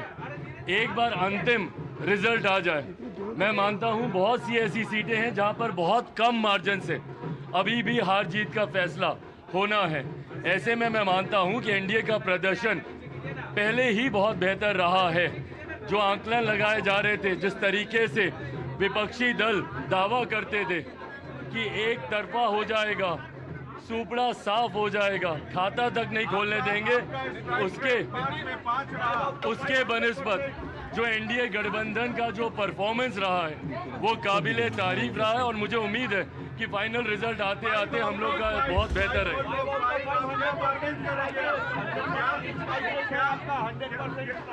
क्या बार्गेन करेंगे?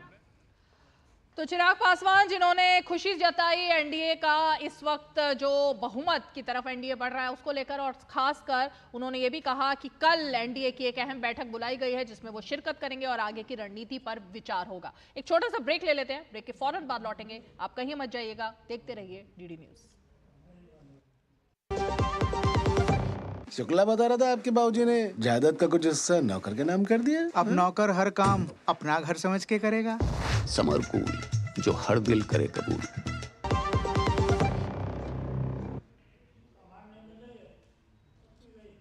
तो ब्रेक के बाद एक बार फिर आपका स्वागत। और एक दिलचस्प आंकड़ा आप इस समय अपनी टीवी स्क्रीन पर देख सकते हैं कि 32 ऐसी सीटें इस वक्त जहां पर गणना का काम जारी है, जहां पर जीत हार का अंतर सिर्फ 10,000 के आसपास है। और इस वक्त जीतन राम मांझी का एक महत्वपूर्ण एक्स पोस्ट आया है।